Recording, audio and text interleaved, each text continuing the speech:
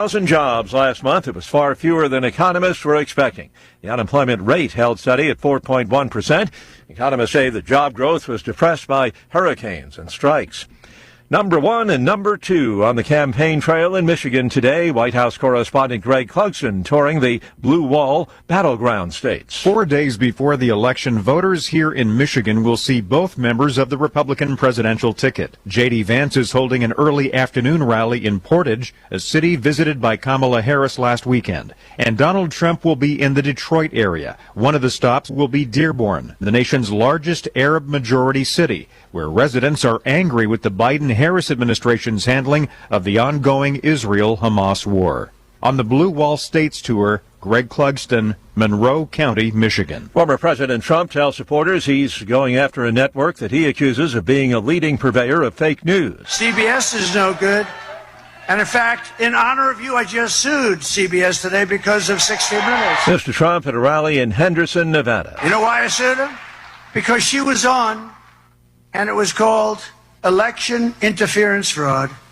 Very simple. A $10 billion lawsuit over Kamala Harris's edited 60 Minutes interview. Today, Harris will campaign in North Carolina. Mr. Trump will be there later in the day. The two to hold dueling rallies less than 10 miles apart.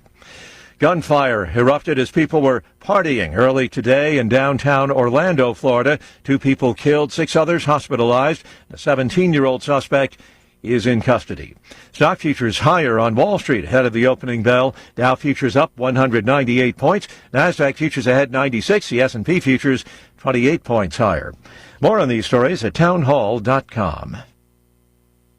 To understand the impact this election may have on their retirement savings, our entire economy could face a monumental shift that could destroy a huge amount of value many Americans have stored in their 401ks or IRAs. In times like these, the most trusted store of wealth in human history stands out: physical gold and silver. Many Americans have looked to True Gold Republic for help. They specialize in helping those with a 401k, IRA, or other retirement accounts convert their stocks and bonds into physical gold and silver to protect their hard-earned savings. True Gold is offering listeners a free copy of their Election Gold Protection Kit today. To claim yours, call 800-300-GOLD. This information is free and might very well save your comfortable retirement. By acting before the election, you can still make a tax and penalty-free conversion with the help of True Gold's award-winning team. Call 800-300-GOLD. That's 800-300-GOLD. True Gold Republic is not a financial advisor. Consult with your tax advisor before investing. Call 800-300-4653.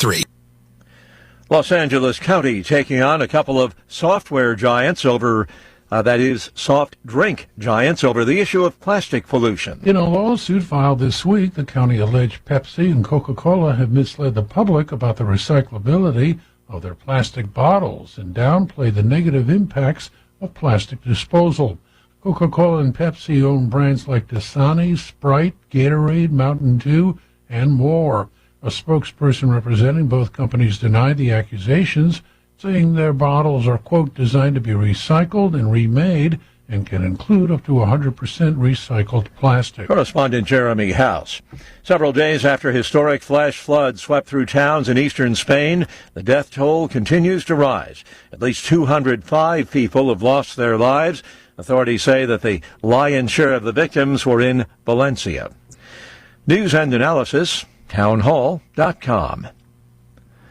People in a California mountain resort town will decide whether vacation homeowners should be hit with a sizable tax. South Lake Tahoe's small community of voters are voting on Measure In, which would levy a flat tax of $3,000 on homes that are vacant 182 days of the year, and $6,000 if homes are empty half of the year. That would pay for roads, transportation projects, and more affordable housing. Local renter Ryan Maxwell supports the measure. There's a lot of houses, but not a lot are going for affordable prices. But Tahoe homeowner Nancy Dunn says it's no one's business how many days of the year she's in her home. I don't want to be told when I can or can't come up to Tahoe.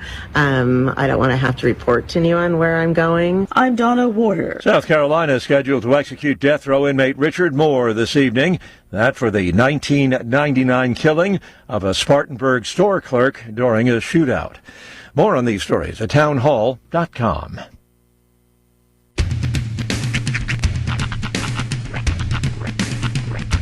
What in the wide, wide world of sports is going on here?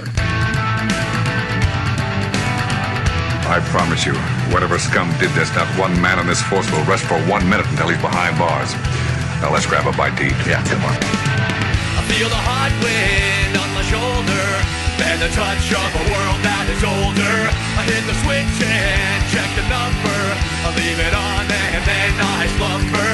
I hear the rhythm ringing through it. Flamenco guitar and cumbia music. I hear the talking of the DJ. The travel and what does he say? I'm on a Mexican radio. I'm on a Mexican radio.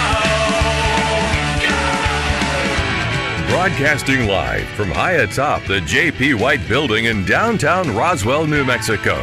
It's Mornings with Mike Winters on 106.5 Roswell's Talk FM. Is that what I sound like when I talk? Now, here's your host, Mike Winters.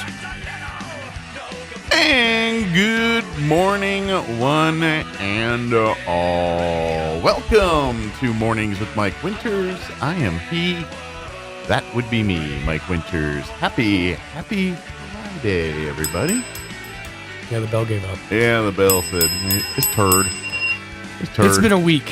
The bell's ready to give up, and so are we.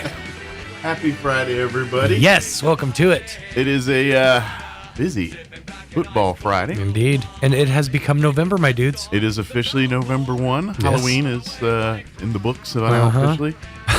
Although I feel like, I don't know, it's just me. Like, Halloween was last night, but I feel like Halloween already happened. Well, Halloween already happened for a lot of people, but then Halloween happened again last night. And then there's those hyper-committed people who are partying this weekend for Halloween. Yes. After Halloween. After everybody's taken their costume off for the last time and said, not till next year. There are some people who still are committed to it. Yeah, now, full disclosure, I'm not that I hate Halloween, I'm just indifferent. I don't care. You know, it's not my thing. Well, and in fairness, it's been something different for you for as long as you've been married to Kim. Sure. It's a birthday. Absolutely. That being said, I don't know why anyone wants to still do Halloween. Like, I'm so done with Halloween. Yeah. Just in general. Yeah. You know? No, I understand the people who are, and I'm saying this knowing that my girlfriend is obsessed with Halloween. She is a fan, yes. But I'm solidly done. Like, I'm ready to talk about turkey and dressing and Thanksgiving. Now, don't get me wrong. It's fun. I mean, it's a good time. And I love my kids. Yeah. But this first thing I said to Mike this morning is there are certain days that you absolutely regret having kids sometimes. This is one of those days. I am in so much pain right now. We walked so much last night. And the sad thing is, I couldn't get my son's costume to inflate. Oh. I wasn't sure if it was a battery issue or a connection with the wire. So I couldn't get him. So the whole night he's walking around with a sad, deflated dinosaur. It was a lot. Last night was a lot. But by the way, big thanks to everybody for putting on some great trunk or treats. Fantastic ones. The city put on an amazing trunk or treat. I would ask next year maybe some arrows. Some signage with guidance. Some arrows. Okay. Well, because I think this was kind of moved last minute. Sure. There's probably a lot of logistical. We found ourselves swimming upstream almost the whole time we were there. You went the wrong way. And we tried. We were trying to do it the right way, but we kept going the wrong way. Guys were just salmons going up river. It was. At one point, a bear tried to eat me. I think it was a bear. It could have just been a dude in a costume. But also, huge thanks to the folks out at in the Jesse McDaniel neighborhood for. I saw some photos on Facebook. It looked pretty intense over there. It was like a gala. It's like Christmas, but with skeletons instead of Santas. People are just waiting to walk up, make their appearance, and get a couple pieces of candy over at Jesse's. Meanwhile, my friend Helen on Facebook was posting just a picture of a barren street in both directions like there were no kids. That's because they were there. Yeah. Well, we went out and had a nice dinner the first day, and then came home, and was quiet as a church mouse. No one. I would imagine it's pretty easy to get into to most restaurants on Halloween. It was not busy. We went to Antigua's, had a nice dinner at Antigua's there. And by the way, I have a new favorite way to have potato. Oh. Man, I got the rosemary potatoes over there. Okay. Oh my goodness. Yeah. So they look like, I don't know, like they just look like fried potatoes. Sure. I don't know how they cook them or whatever. Right. But they're like, they've got the crunchy outer shell you want. But the potato inside Fluffy? is soft and it's like a little pillow. And You had bite. you essentially had home fries, but the way they were cooked was different. Like it was like the inside was almost like mashed. It was so soft, but the outside was crispy. Like it was. I don't know. It just I was like the whole time. Like I had steak and it was good, but I'm like these potatoes, man. There is a technique to making your potatoes that way, to getting them to where they're like that crunchy outside. And I believe it has to do with cooking them first, boiling them first, then roasting them, and then I think roasting them again. I'm not 100% sure. Well, it might be pan frying and then roasting. But I'm a fan of rosemary potatoes. But I like how back half of second half of life, Mike is discovering herbs. Mike's like, have you guys tried this turmeric? Amazing. I don't know. I just in my head, you're like, all right, mashed, fried, baked. I mean, you're kind of like, all right, When I was like, what's this rosemary potato thing? This is different. When you trap yourself into a overall American palate, you forget how many different actual flavors. Like there's spices that I've never used. In like Indian style. I one time made butter chicken, which by the way was delicious. But looked like somebody was sick on my plate. So it's not photogenic by any stretch, but it was delicious. But this was the only time in my entire life I had to find the spice cardamom. I don't know what that is. Yeah, I didn't either. And to this day, I still have almost a full thing of cardamom because I've never used it again. That's what Dad told me on my mom's birthday. Here's a cardamom. Get a cardamom. Yeah, it was one of those situations where it's like I'm walking like a moron throwing the spice out, going, "Where's the cardamom?" But I've never used it since. It was like I needed it for a whole container for 1 teaspoon. You'll find it in the Hallmark section by birthday. All right, let me give you the rundown. We do have a busy one for you today. Of course, we do have football for you tonight. Do want to tell you a programming note, just peel back a little inside baseball. Of course, it's Roswell Goddard, big matchup at the Wool Bowl tonight. Of course, we'll have the Roswell's perspective on the radio for you right here on 106.5 Roswell's Talk FM, live streaming video at ksvptv.com of the Roswell perspective and the Coyote channel. Now, for the Goddard Rockets, on video, we will have the video of the Goddard perspective at ksvptv.com as well in the Goddard Rocket channel. We are having some computer technical issues on the radio side on that station right now. We may or may not be able to bring you radio coverage. It may be video only tonight. We're going to work our best to do that, but it depends on computers and, how dead they are, to be honest. How well the technology from the 80s can hold us through the 2020s. Yes. So, but we're going to make every effort to bring that to you on the radio, but I can tell you for sure we will have live streaming video and on-demand video, the Goddard perspective at ksvptv.com and the Goddard Rocket channel. And, of course, get out to the Wool Bowl tonight and pack that Wool Bowl. Might want to bring a rain jacket because rain chances are pretty good. Yes. We'll get to that in a minute, which kind of flips us to the other side here. Another busy day as well here with, matter of fact, our first guest. We're going to have the folks from American Red Cross join us. Of course, today and tomorrow, they're here in Roswell offering assistance. They're going to be in Dexter Sunday and Monday. We also, of course, they have the meeting here today at Grace Community at 4 o'clock. That's a kind of a resources meeting for all things with flood disaster relief. Yep. And then, of course, we're kind of back in the thick of it. Maybe this weekend with rain chances tonight and tomorrow. There are flood watches being issued and all that right now. Matter of fact, we are in a flood watch beginning at 6 p.m. this evening through 9 a.m. tomorrow. We're looking at like an 80% chance of rain tonight, where they're saying we could get 3/4 to an inch of rain possible. Right. I'm hoping it's very scattered, and that's not true. But that's the well. potential here. I watched a report yesterday that said that a lot of the heavier rain that Chaves County is expecting is, I believe, east of us. Okay.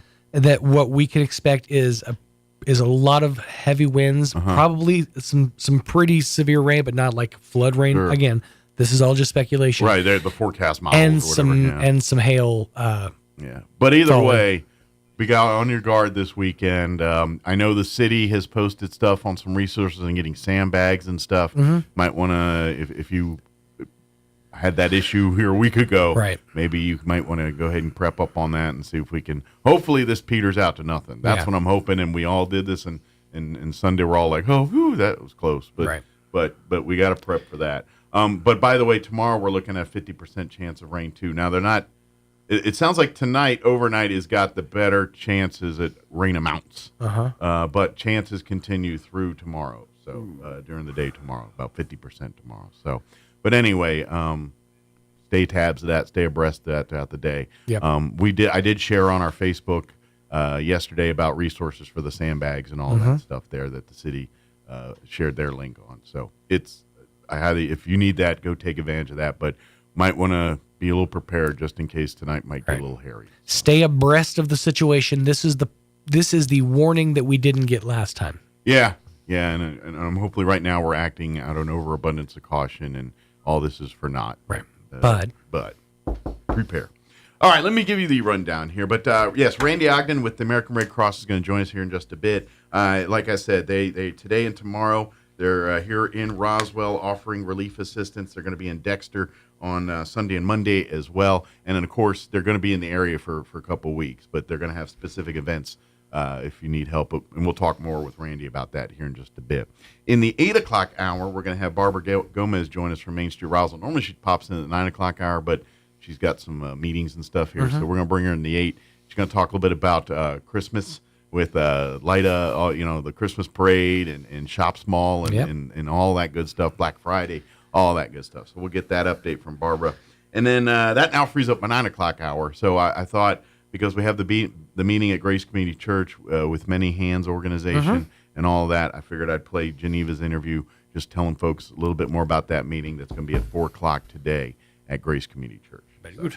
And then, of course, we'll have all of your features and whatever else we can come up with. But first, here is that weather. I'm meteorologist Steve Hamilton with your Pecos Valley weather. Clear with just a few clouds for the overnight hours, mid-40s, and then we should be getting some sunshine on Friday, although we do have a slim chance of an afternoon shower. Pretty comfortable on the daytime highs, too, with low to mid-70s. Then Friday night, we have low pressure developing with rain and thunderstorms moving in. Scattered showers and thunderstorms on Saturday, back to sunshine Sunday. That's your latest forecast. I'm meteorologist Steve Hamilton. Thank you, Steve. Currently 43 degrees here in Roswell. Humidity is at 58%. Winds currently out of the northwest at 6 miles per hour.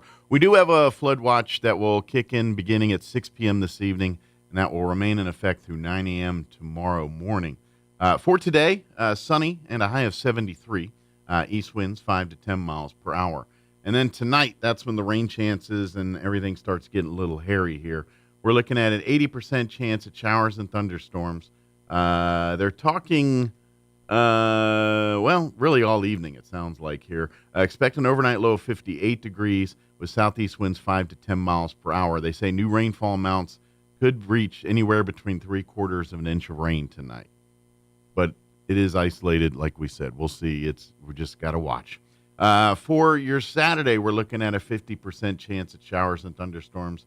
Partly cloudy, 72 for a high tomorrow with east winds 5 to 10 miles per hour.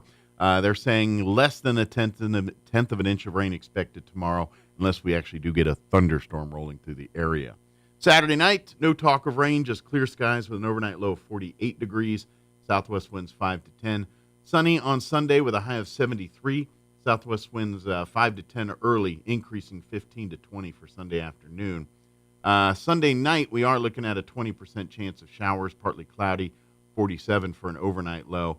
And then when you start the work week on Monday, a 30% chance of rain early, partly cloudy for the day with a high of 61. And it looks like we'll be in mid-60s mid to upper 60s for next week. 65 on Tuesday, 68 Wednesday, upper 50s, but with rain chances Thursday of next week. So we'll see how that shapes up. All right, it is 7:20. We're going to take a quick 3-minute break, and then we're going to have Randy Ogden join us here with the American Red Cross on the other side. Don't go away. You're listening to Mornings with Mike Winters. Ballard Funeral Home and Crematory and LaGrone Funeral Chapel have been celebrating life for over 90 years. Ballard Funeral Home and Crematory celebrates and remembers Consuelo Aguilar passed away October 18th. Viewing is 1 to 4 p.m. Thursday, October 31st at Ballard Funeral Home, with graveside service 2 p.m. Friday, November 1st at South Park Cemetery. Katie Harton passed away on October 16th. Rosary will be at 11:30 a.m. Saturday, November 2nd at Assumption Catholic Church, with Mass to follow, Rosary at 12 p.m. LaGrone Funeral Chapel celebrates and remembers Leonard Black, who passed away on October 26th. Services are pending at this time. This has been today's remembrance, brought to you by Ballard Funeral Home and Crematory and LaGrone Funeral Chapel.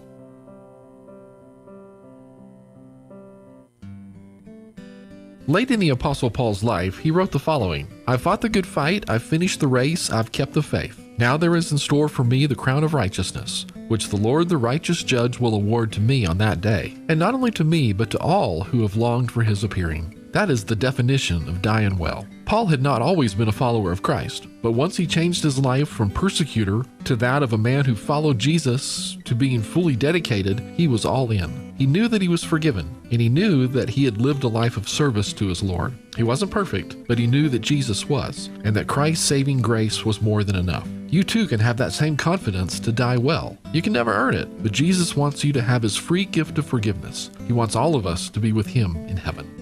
Join us at the Country Club Road Church of Christ for worship at 10 a.m. on Sunday, located on the corner of Country Club and Washington in Roswell.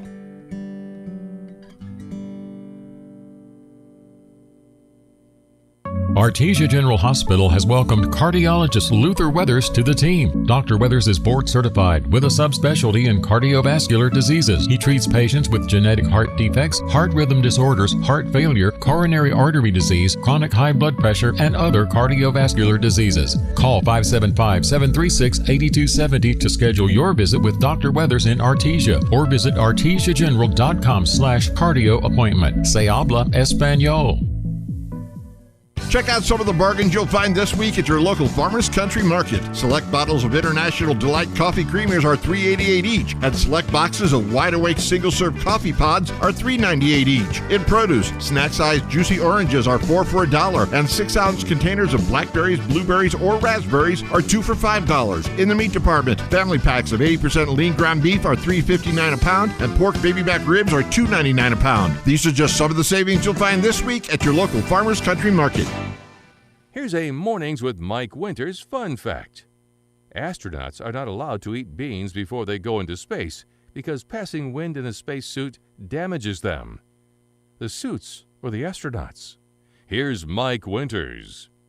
And good morning. It is 23 minutes after 7 o'clock, and joining us in studio this morning from the American Red Cross, Randy Ogden joining us in studio this morning. Good morning, Randy. How are you today? Good morning to you and all your listeners this morning. All 6 of them. No, I'm just kidding.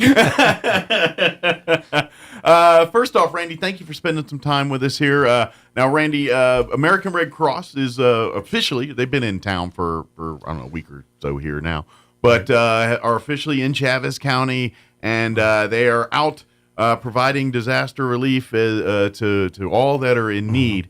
But to kind of help triage and get the process going, you guys have set up a couple of locations where folks can come to over the next 4 days here in Roswell and Dexter. That way, and this is really to kind of not really hand out water and things per se, but to really kind of say, okay, what's your needs, what's going on? Let's see who we can connect you with to get those things taken care of. Am I correct on how these meetings are kind of designed for these next couple days? You are. We're wrapping up kind of our immediate help. Gotcha. We have the shelter still open. We're going door to door in different areas, providing tools and cleaning supplies and food vouchers and things that were immediate. Sure. Now we're, I think, day 14. So people have identified now what they need, I believe. Start cleaning up a little bit and peeling back the layers and Right. saying, all right, here's the damage or here's what's lacking. So now we're in what I call disaster fatigue from both the volunteers and the people that are living here. Absolutely. And so what we're doing is we're having 2 locations, or 2 days. It's going to be at 1210 North Main Street. Yeah, which is right across the Fairfield Inn here downtown, here on Main Street. Yes. North Main. And we're doing it Friday and Saturday from 9 to 6 p.m. And what we're doing here is we're actually doing casework. Okay. So we're asking people to come in, bring some type of identification, even if it's just a utility bill with your address on it. Gotcha. Just something that says you live in Chaves County, basically. Yes, and that you live in that address. Gotcha. That's all we're doing is trying to verify that. Patch you to the All place right. we're talking about. And everything you tell us is confidential. Gotcha. If you would like us to share it with other agencies like the Salvation Army or anybody else, we will ask you. You will tell us yes. Okay. And check the box. Okay. But that you're in the driver's seat on that one. If you choose not to, Red Cross will say, no problem, we'll keep it in-house. We don't care where you came from, where you're going. We just want to help you. Want to make sure your needs are taken care of. Right. And you are have the ability to pursue what's next for you.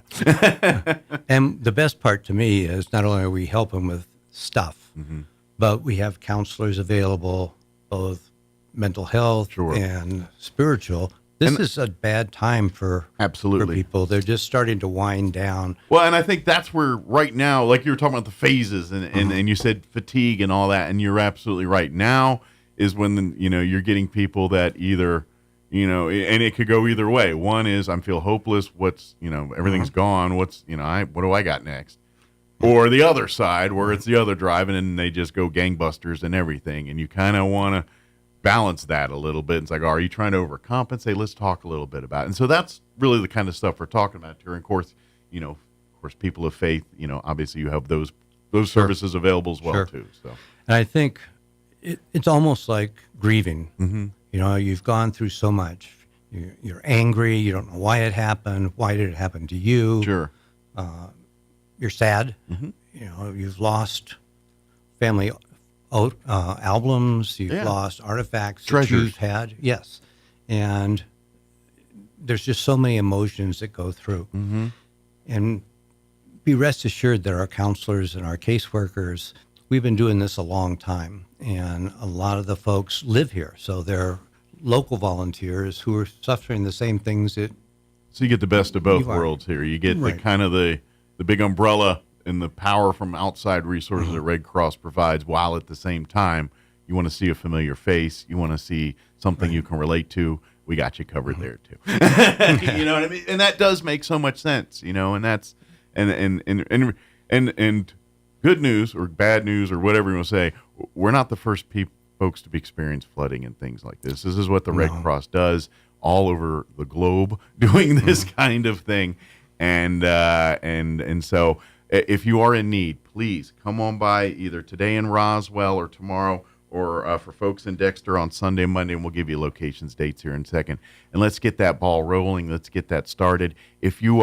Especially if you don't know where to turn, come down and let's talk, and let's get you in front of people that can help you. If, like we said, if the Red Cross can't directly help you, they're going to put you in touch with the people that can. Correct. And this is the time where we ask for help.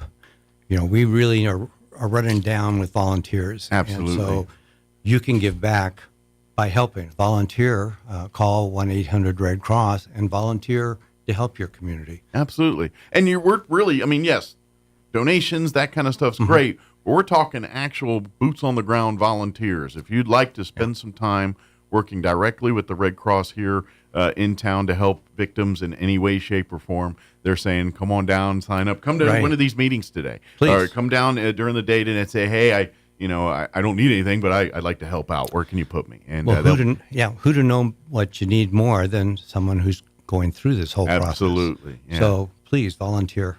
Absolutely. And to be honest, we were talking about mental health and things like that. You will be amazed that when you start trying to connect with other people and, trying to help them, your own mental health starts, hey, you know what, this too shall pass. We're going to get through this. We'll figure it out. It's just one bite at a time. We'll dig this out and get to better things here. Right. So, but sometimes helping others and helping them through their situation gives you a good mind space for your own situation. Right. And with storms coming, hopefully they'll be just minor, but deal with that. I mean, emotionally and intellectually know that they're coming, but know that it can't be as bad as it's been. This too shall pass. You know how many times I've said that in the last 2 weeks? I said on this radio in my head to everybody, this too shall pass. And this too shall pass. We'll get through it. Stick with family, help each other out. That's how we get through this. This is just like you say, it's the time to help each other. Be a good neighbor, be a good person. Yeah. And the good news is I've seen so much evidence of that over the last week or two here. We see, especially those first day or two when there was still water standing and things like that. There was so many just random acts of people helping people and getting resources or taking care of them, putting them in for the night. And though those immediate needs are starting to shift, people's need for help does not. And so don't give up that server's heart just yet, or don't put it in the suitcase yet. We still have a lot of people in need, even though they're, maybe some of their immediate needs are met at this point. There's a lot of long-term needs, and we need a lot of resources, a lot of people to step up and be involved through that process. And if you don't think you need any special help, but you just want to talk to somebody, or you want to find out how you can help other people, give us a call. Yeah, plug in. If you want to plug in. Yes, please do. So again, it's going to be here in Roswell, 1210 North Main, right across from Fairfield Inn, right downtown by Cattle Bear and all that. Can't miss it. From 9 a.m. to 6 p.m. today and tomorrow, November 1st and 2nd. Then they're going to shift to Dexter for Sunday and Monday. They're going to be at the Dexter Public Library, 115 East 2nd, Sunday and Monday from 9 a.m. to 6, same hours there, November 3rd and 4th. And what we're, like we said, as Randy was saying here, the main thing, if you can bring, if nothing else, some form of proof of residency at the location of which you're needing assistance for. Right. Other than that, we can work the rest out here. Right. So, whether it's a driver's license or a water bill or whatever. Something like that. We want to help you. We want to say yes. Absolutely. That's this is what they're doing. They're turning over the rocks and going and they partner with the community resources. So a lot of what you're people you're going to turn to and talk to, and these are people that are probably from right here in Roswell or right here in Chavez County or right here in southeast New Mexico, and are offering and doing those services. So when the follow-on's done and Red Cross has moved on to the next disaster, the people you're working with and stuff are right here in our neighborhoods, in our communities. Please be aware also of agencies or persons calling you and offering help. Don't become a victim also. Make sure you call them back and verify who they are, or call us at 1-800-RED-CROSS, and we will help you verify that it's not somebody that's trying to take advantage of you. Absolutely, especially as we're getting into rebuild and repair phases.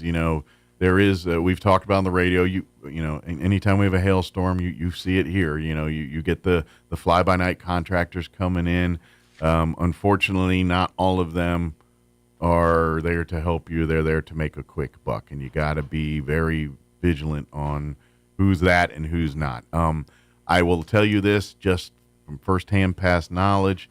Do your research with the city on this one. If they come in claiming, call the city. Do they have business licenses? Do they have, and if they have none of that, you might just tell them no thank you. All the legitimate businesses are going to register with the city. The city's going to know they're here. They're going to have licensing credentials. They're going to be on the up and up. Anybody that's not doing that stuff, you open yourself up to the stuff that Randy and I are talking about. Right. So just be vigilant on that. I'd hate for you to find out that fact a week from now when they left town with your money. Correct. And that's and like I said, talk to the city. Don't hesitate to talk to City Hall or anything like that. They'll be happy to help you look into that kind of thing. And same thing with the Red Cross here. They've got resources as well to help you check in on some of the legitimacy on some of these things as well too. And stay healthy. Stay hydrated. Make sure you're wearing gloves and masks when you're going through and cleaning supplies out. Yeah, when you start to get with abatement of flooding and you're starting dealing with mold and stuff like that, you're dealing with some real potential health risks there. Right. Especially if you're already dealing with an old building before that may have had some issues. Now it could be tenfold in there. So, that again, be mindful of that kind of stuff. And same thing too with, if you're dealing and taking care of, other family members, take care of yourself too. Sometimes you got elderly parents or children that take up all of your resources to taking care of them. And I get it. You're a parent or that's what you do. But if you don't take care of yourself, you can't fully take care of those people you love either. So don't forget to take those breaks for yourself to make sure your needs are met, make sure your mental health is good before you, overwork yourself, and then you can't be a help to your children or grandparents or whomever you're in charge of taking care of. And we also have health people there. So if you've lost medications, eyeglasses, walkers, oxygen systems, they can if grandma's dentures went down the way. Things that are expensive that you just not easily replace. Right. But very vital in their lives. Absolutely. And we can try to help you with that, too. Absolutely, too. Yeah. I imagine prescriptions is a big one because you know how insurances work, and they're like, wait a minute, you just lost your meds? You can't get none until the med. This is when the Red Cross gets involved, they say, okay, it was a flood. We can get you some new meds. It definitely helps grease the wheels a little bit on some of that kind of stuff. Absolutely. So please reach out. And that's great. That's exactly the kind of stuff it bring to the meetings here over the next 4 days here. Yes. Bring those issues, bring those questions, and let's see what we can do to and still, like you said, they are still serving. Like if you have immediate needs, the fairgrounds is still that place for if you need water, housing, bedding, whatever, that immediate need, food, whatever. That's still that resource is here and probably open for as long as needed there on that one. But these are separate events on top of those resources. So if you do need the immediate needs, water and stuff like that, I probably would steer you to the fairgrounds. But for the stuff, just talking about long-term here, how do we get maybe some, grants, funding, whatever, to do this or that? How do you turn over those rocks? That's what these meetings are for. And let the American Red Cross come in and help you navigate through that. And if we can't help you, we can find agencies that will help you. Exactly. That's you guys have a pretty good Rolodex. They still use those nowadays. I was just trying to think, what is a Rolodex? I imagine the Red Cross one's like really big. Like, like you had that business one, but this one's probably like, looks like ridiculously large. But anyway.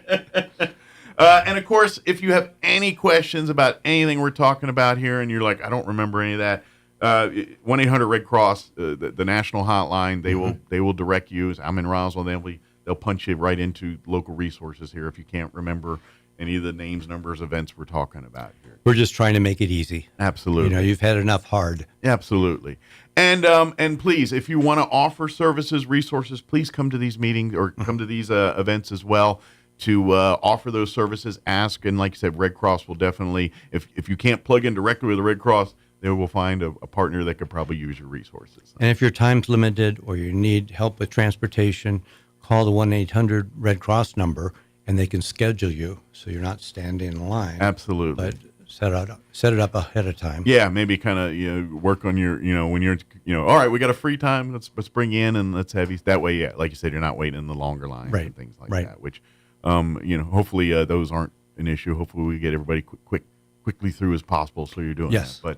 But please come out, please. And like you said, it's for the next 4 days here, next 2 days, today and tomorrow here in Roswell, 1210 North Main, from 9 a.m. to 6 p.m. This Friday and Saturday. And then in Dexter on Sunday and Monday, November 3rd and 4th, from 9 to 6 p.m. at the Dexter Public Library at 115 East 2nd. These are the relief assistant, I would say they're not meetings per se, but events where you can come and get your needs heard, and then let's find solutions to those needs here. Yes. Is there anything else? Of course, big picture here. Don't worry if you are not available to come to the events here Monday or through Monday here in Roswell or Dexter. Red Cross is not leaving on Monday. They're going to be here for the next few weeks until, And if they need to be here longer, so be it. They'll be here till they're not needed anymore, Right. basically. And so if you do have needs and stuff, or maybe, like we said, maybe you don't realize it yet, and Tuesday when it comes to light. Right. Red Cross is still going to be here. You can always call or set up, and you can learn more about that, through many things here. And so they're not leaving. So even if next week something pops up, absolutely, please reach out. So we're still on the ground for the hurricanes, the last 2 hurricanes. Yeah, I was about to say you guys. Yeah, you Right. guys are probably spread a little thin at the moment here in the U.S. wise. But we're not leaving you. I promise. Well, and it's there's a lot of help here, and I also want to remind folks again, and I believe that there will be someone from Red Cross this afternoon. There is also an all hands on deck kind of resources meeting at 4 p.m. at Grace Community Church today.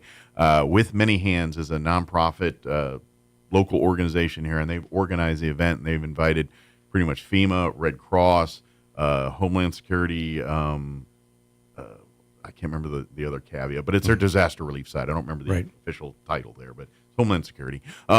And then, of course, nonprofits, locals, everybody is invited. If you're a nonprofit that wants to get more plugged in, or if you need resources, or if you can offer resources, this is really an informational meeting, and it's going to be at 4 o'clock at Grace Community Church today. They're on Mescalero, and all are invited to come be that. It's really just trying to get everyone on the same page, and even pooling resources. Where if we have our locals, and we got 3 or 4 doing the same thing, maybe we can consolidate and make it a little bit more. That's the point of this meeting, is trying to get a little organization with the bigger partners like the Red Cross, with our folks that are just 2 people trying to do it, help out here, kind of thing. So it's been real rewarding to see. There's a husband and wife team that have volunteered for this in the last fire. Okay. That are local. They live here. Fortunately, they didn't sustain a lot of damage. Okay. But they're helping each other. I mean, they're helping both them, but they're really helping the community. Absolutely. And finding somebody that lives here, that knows people, that's what we need. Absolutely. We really do need help from you. Absolutely. And of course you and like for Randy, Randy's not from here, but he knows Southwest pretty good. He lives in the desert too. So you're pretty familiar with the lifestyle out here in Southeast New Mexico. Even if you're not here from proper, you're pretty familiar how folks live out in Southeast New Mexico. Right. It's not too different for where you live. So so you understand some of the unique needs that is the desert sometimes. I don't really understand all the aliens, though. Well, I got to ask you this: how do you feel about the green chili? It was good. Yes, I know. Yeah. I know. The Southwest, but not so much green chili there. You got to get into New Mexico before you green chilies and everything here. We do love our hatch chilies, though. Yes, just as long as you don't think they're from Colorado. That's our only beef. Is those Colorado people keep thinking they would do, like they're trying to wheeze in on our gig here, and we've got so much up there. Right, green chili's ours. Yes. Very good. Randy, is there anything we didn't cover that you wanted to make sure that we just got sidetracked on? Sometimes I do that. No, it always amazes me. I've been to many different disasters around the country, and it brings out, you may not understand this, but it brings out the good in people. Mm-hmm. You're absolutely. I know exactly what you're talking about. It's like the time after 9/11. Mm-hmm. People start thinking we're all in the same boat. In times of what could be the worst in humanity, you see the best in humanity. Absolutely. And that's that side that you're. Yeah, I hate disasters. I hate that we have to go there to get to there. But you're right. That is the moments that, even when you're losing faith in humanity a little bit, those are the moments that restore you. When you see the random acts of kindness, people risking their lives for a total stranger just because that's the right thing to do. Right. And that's when you say, you know what, we're going to be all right.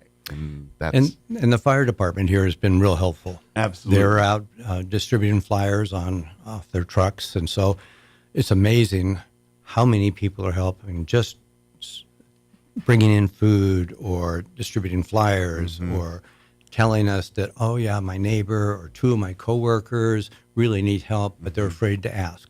Don't be afraid to ask. We're making zero judgments. Yeah, it's all, we're just trying to get people in a better place. That's all it is. And whatever we can do to make that happen, that's what this is about. So if we can't, if the Red Cross can't directly say, yep, here we go, hope to take care of you, good luck to you there, they can say, we can't, but here's some of our partners. We can put you in touch. This is what they do for that's their day job. Let's see if they can help you do this. And we won't charge you for it. Yeah, it's all free. This is, and like you said, it's no matter who you are, where you come from, what you like, what you don't like. Right. If you are in need, the American Red Cross is here to help as best as humanly possible to get those needs met for you. Yes. That's what they do.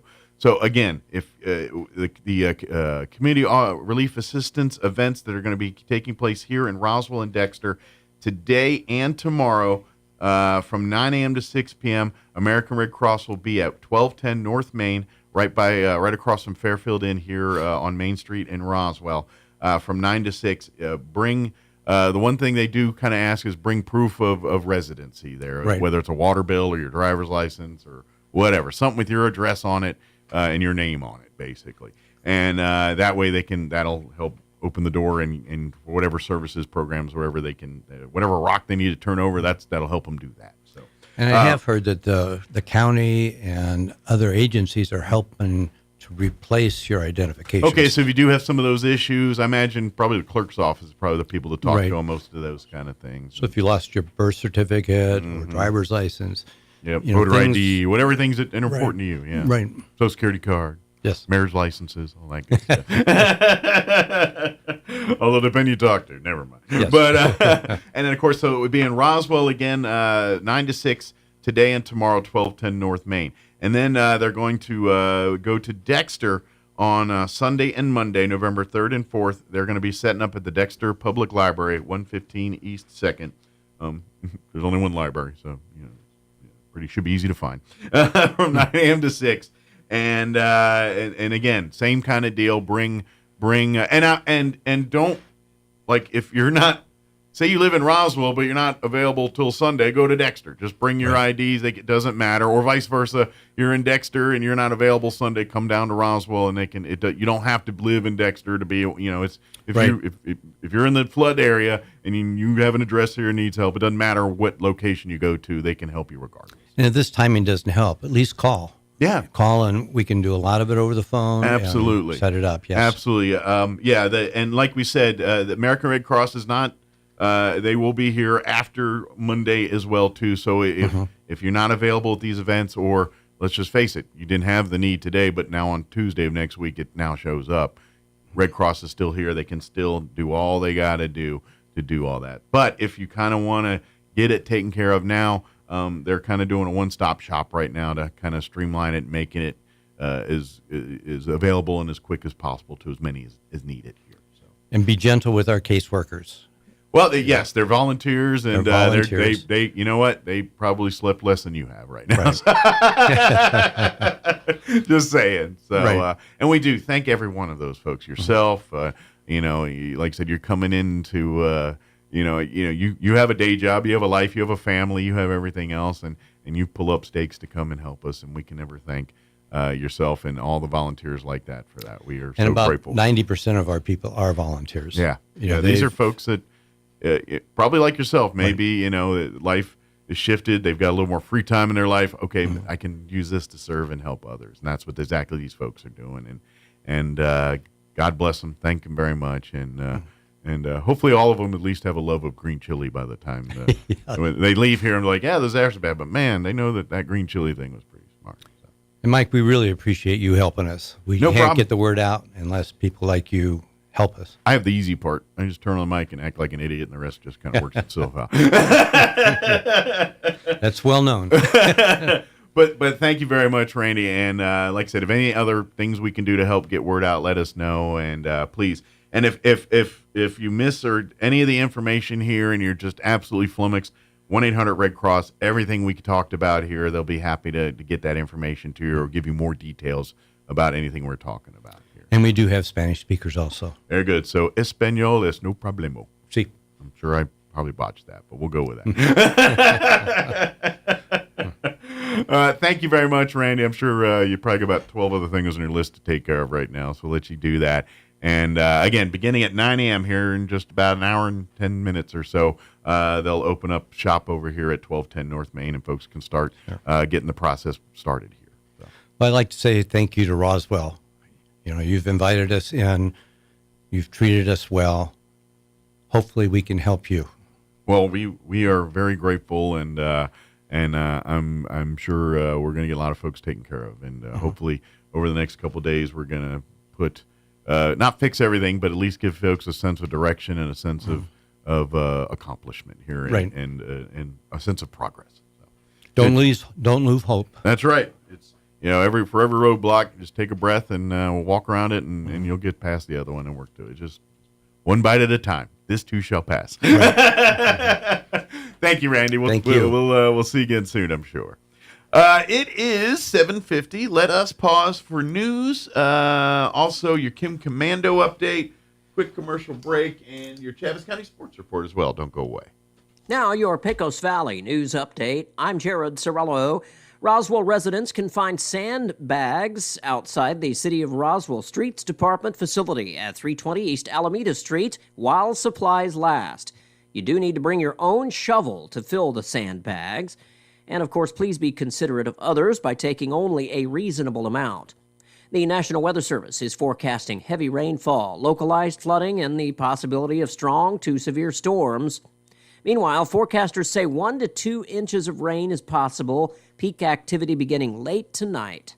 A flood watch is issued by the National Weather Service, and that does include Chavez, Curry, and Roosevelt counties. Excessive runoff could result in flooding of rivers, creeks, streams, and other low-lying and flood-prone locations. Tonight at 7, consider joining your fellow citizens at the Wool Bowl to cheer on the football players from Goddard High School and Roswell High School as they square off in their annual intra-city rivalry game. Schools, students, churches, and players from both teams have been volunteers and stepped up throughout the city in helping residents in the recovery. Of course, remain vigilant and monitor the weather alerts through tonight, as there is the potential for the heavy rainfall. You're up to date. I'm Jared Sorello. The presidential election is just days away. If you're heading to the polls, do not be tempted to do this one thing. It could land you in jail. I'm Kim Commando for Buy Optimizers. Try their Magnesium Breakthrough Supplement today. For an additional 10% off, go to buyoptimizers.com/Kim. Do not stroll into the voting booth, pull out your phone, and snap a selfie. Depending on where you live, that's breaking the law. Just ask Justin Timberlake. In 2016, he posted a smiling selfie from the voting booth, urging everyone to go out and vote. But in Tennessee, taking photos in the booth is illegal. Timberlake faced a fine and even up to 30 days in jail. And Tennessee is not alone. States like Texas, Florida, Nevada, Illinois, and more all have similar bans. Why? Officials worry ballot selfies could support vote-buying schemes, showing proof you voted as someone wanted. So to celebrate voting, snap a pic with your I voted sticker instead. Join over 550,000 people who get my free newsletter at getkim.com. AI might be the most important new computer technology ever. It's storming every industry, and literally billions of dollars are being invested. So buckle up. The problem is that AI needs a lot of speed and processing power. So how do you compete without costs spiraling out of control? It's time to upgrade to the next generation of the cloud. Oracle Cloud Infrastructure, or OCI. OCI is a single platform for your infrastructure, database, application development, and AI needs. OCI has 4 to 8 times the bandwidth of other clouds, offers one consistent price instead of variable regional pricing, and of course, nobody does data better than Oracle. So now you can train your AI models at twice the speed and less than half the cost of other clouds. If you want to do more and spend less like Uber, 8x8, and Databricks Mosaic, take a free test drive of OCI at oracle.com/Kim. That's oracle.com/Kim, oracle.com/Kim. I'm meteorologist Steve Hamilton with your Pecos Valley weather. We're looking pretty good today, sunny with a few clouds, low to mid-70s, and then we have low pressure developing over the southern plains overnight. That'll bring us a good chance of showers and thunderstorms, our lows in the upper 50s to about 60. For Saturday, a few scattered showers, partly cloudy and mid-70s, and then we're back to sunny weather on Sunday, afternoon high in the mid-70s. That's your latest forecast. I'm meteorologist Steve Hamilton. It's time for the Chaffetz County Sports Report. Well, we got some volleyball action going on tonight, and Roswell is still in cruise control mode with a 20-1 record, 4-0 in district, and they will be taking on Carlsbad at home. It starts at 6 o'clock. Roswell swept Hobbs on Tuesday. A little bit closer than that 3-0 count might indicate. It was 25-19, 26-24, 26-24. Meanwhile, Goddard at home against Lovington. Goddard defeated Portales 3-2 on Tuesday. Super close until Goddard blew them out in the fifth set, 15-7. Halen Haskins, 21 kills. Naomi Smith with 16 kills. Goddard against Lovington tonight at 6:30. Also tonight, Hagerman at home against Texaco. Texaco is 17-3. Gateway Christian 15-3, hosting 16-5 Elida. The Sports Report brought to you by DSI. Call DSI for all your office technology needs. I'm Eric Butler at Roswell's Talk FM 106.5. With the Wall Street Business Report, I'm John Scott. Drops in big tech companies, including Microsoft and Facebook's parent company Meta Platforms, led Wall Street lower. The S&P 500 fell 1.9%, its worst day in 8 weeks. The Dow Jones Industrial Average dropped 0.9%, and the NASDAQ Composite tumbled 2.8%. Both Microsoft and Meta delivered better profit than forecast for the latest quarter, but investors were expecting even more from them. Other influential big tech stocks also fell and were among the market's heaviest weights, including NVIDIA, Amazon, and Apple. The Dow was down 378 points today to close at 41,763. The NASDAQ lost 512 to 18,095. The S&P 500 dropped 108 to 5705. For the Wall Street Business Report, I'm John Scott. Attention, Roswell and surrounding areas. Roswell Ford knows recovering from an unexpected natural disaster is stressful, and our hearts go out to everyone who experienced loss due to the flooding. The damage left behind is devastating, but we're already seeing what it means to be Roswell strong, and we acknowledge and appreciate the heroic efforts of local authorities, first responders, and National Guard rescue teams. We've already received and continue to receive special shipments of new Fords and quality pre-owned vehicles available for immediate delivery during our massive Super Tent Sale. It's at our temporary location on West 2nd Street between Toyota and Allsup's. These new and pre-owned vehicles without flood damage are being offered to the public at unprecedented savings. We've instructed our staff to take any car in any condition. In fact, even if it doesn't run, we'll come get it and give you a generous allowance toward a new Ford or high-quality pre-owned vehicle. And we'll work with your insurance company to help you get what you deserve at Roswell Ford's temporary location on West 2nd Street between Toyota and Allsup's. Thank you. Late in the Apostle Paul's life, he wrote the following: I fought the good fight, I've finished the race, I've kept the faith. Now there is in store for me the crown of righteousness, which the Lord the righteous judge will award to me on that day. And not only to me, but to all who have longed for his appearing. That is the definition of dying well. Paul had not always been a follower of Christ, but once he changed his life from persecutor to that of a man who followed Jesus to being fully dedicated, he was all in. He knew that he was forgiven, and he knew that he had lived a life of service to his Lord. He wasn't perfect, but he knew that Jesus was, and that Christ's saving grace was more than enough. You too can have that same confidence to die well. You can never earn it, but Jesus wants you to have his free gift of forgiveness. He wants all of us to be with him in heaven. Join us at the Country Club Road Church of Christ for worship at 10 a.m. on Sunday, located on the corner of Country Club and Washington in Roswell.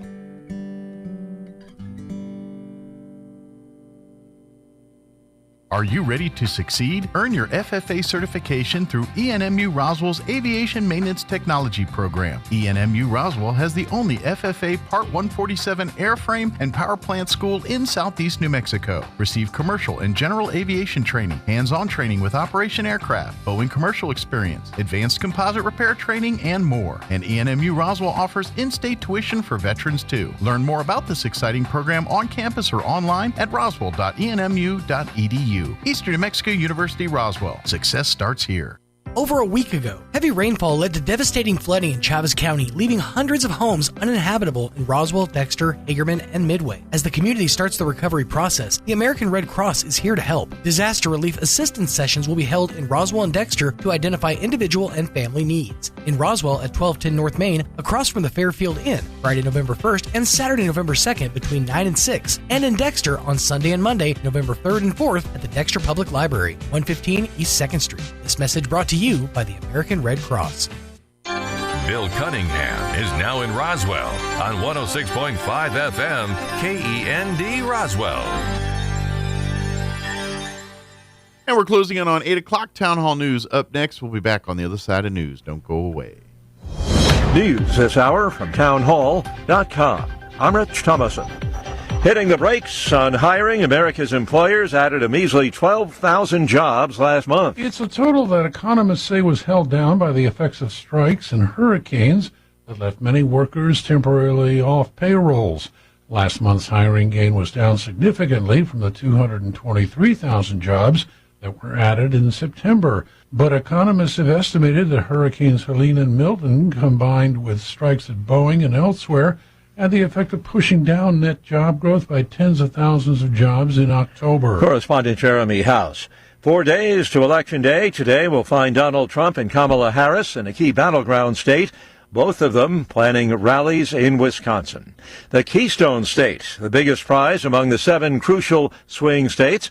Our White House correspondent Greg Clugston was there as he tours the so-called Blue Wall states. Kamala Harris and Donald Trump have visited Pennsylvania far more often than other battlegrounds. The campaigns know the importance of this state, and so does this voter I spoke with. I say as goes Pennsylvania, so goes the country. It's going to be Pennsylvania, I think, is the real linchpin. It's Trump country here in Bedford County, but statewide it's neck and neck between the former president and the vice president as they race to secure Pennsylvania's 19 electoral votes. On the Blue Wall States tour, Greg Clugston, Bedford, Pennsylvania. Lives lost in a mass shooting during an early morning party in downtown Orlando, Florida. 2 people were killed, a teen suspect under arrest. Striking Boeing workers will vote next week on a new contract offer. Would give them a 38% pay hike over 4 years. A 35% raise was rejected last week. Watching Wall Street, the Dow is up 303 points. The Nasdaq ahead 185. More on these stories at townhall.com.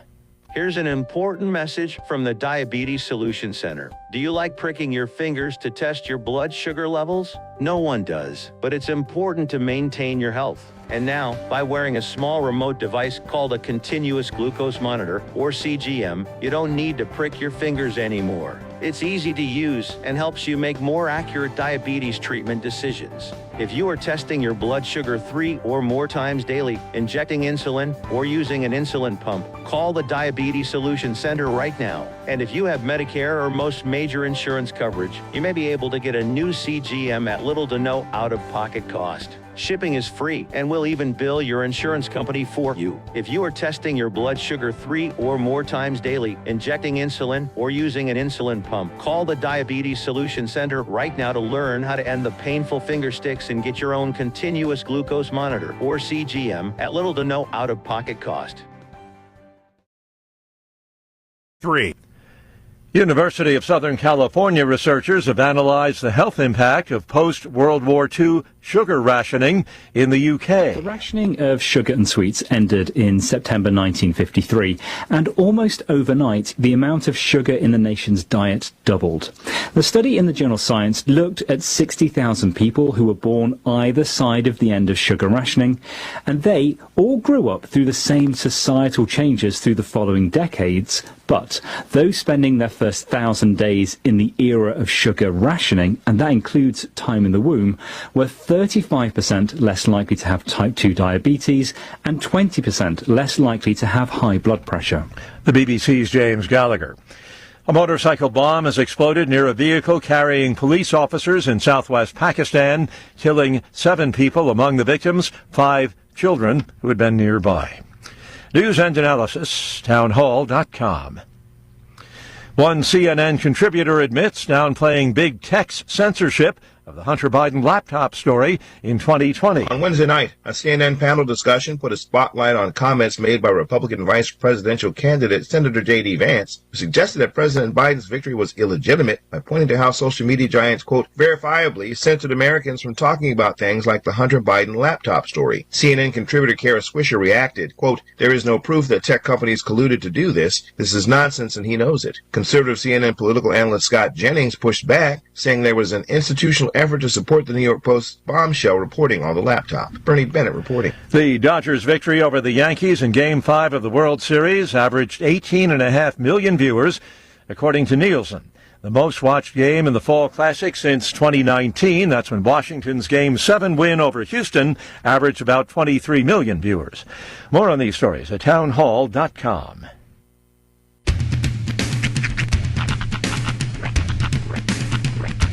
What in the wide, wide world of sports is going on here? I promise you, whatever scum did this, not one man in this force will rest for 1 minute until he's behind bars. Now let's grab a bite to eat. Yeah, come on. I feel the hot wind on my shoulder and the touch of a world that is older. I hit the switch and check the number. I leave it on and then I slumber. I hear the rhythm ringing through it. Flamenco guitar and cumbia music. I hear the talking of the DJ. The travel listen, what does he say? I'm on a Mexican radio. I'm on a Mexican radio.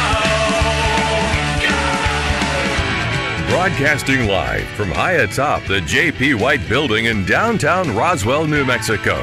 It's Mornings with Mike Winters on 106.5 Roswell's Talk FM. Is that what I sound like when I talk? Now, here's your host, Mike Winters.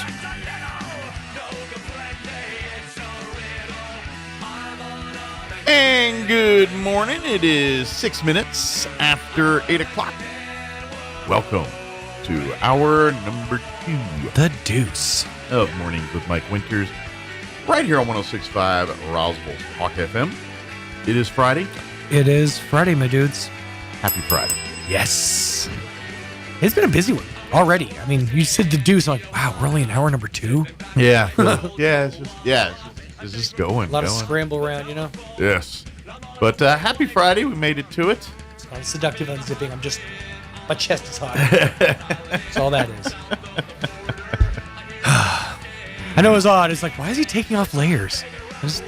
That was a little something special for the video. Drink it in. Drink it always goes down smooth. Smooth and bumpy. Sorry. Still one of my favorite lines in Anchorman 2. We're all same on the inside. Stinky and pink. That's right. Yeah, that's a good one. Actually, he has some good lines throughout the whole, you know. I mean, I think, obviously, Ron Burgundy probably has strongest lines. But you forget, and I think this is so, you don't. Yeah, I don't. You don't, but most forget how quotable Anchorman 2 actually is. It is very Because Anchorman is very quotable. Yeah. But 2, they got some lines. Oh, they got some great lines. They got some real good ones. A lot of which we can't use on the radio, but there's some real some are good off-putting ones. out of context. I could just go with, I'm blind. Bat is chicken of the cave. Yeah. Is that a wing? Bat. Yeah, there was something about cat is chicken of the stockyard or something like that. There's a whole series of cat is chicken of the stockyard. Bat, chicken of the cave. Trying to remember the one we did. I did on. But I ain't gonna lie. I oddly want to know if bat tastes good. Like if you fried it like chicken, would it taste? Well, like I'm chicken? pretty sure that's how we got COVID. That's how the world got COVID. Is one dude was like, I wonder how bad it is. I wonder how good bad is. Let's hit up that wet market. I mean, yeah, assuming it's properly, safely prepared. We did. I did a bit a few years ago on the brand, and it was called Pork of the Ocean. And what it was pigs that were raised and humanely killed 5 miles off the coast. Oh my gosh. They raised at sea. So these were pigs that were raised at sea. Okay. Pigs that only knew a seafaring life. Yes. And thusly made for a tastier pork dish for you and your family. Pork of the ocean. Someone from the marketers of whiskey. Well, from the marketers of beef of the air, which was we just dropped cows from airplanes.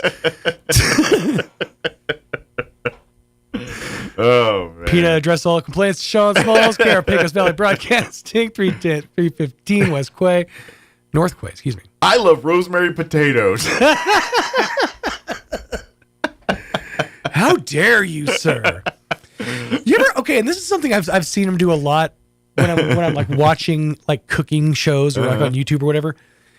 And I don't know why it bothers me, but it does. What's that? When someone puts aromatics into a dish and then takes it out. Yeah. It's like, I get what you're trying to imbue the flavor.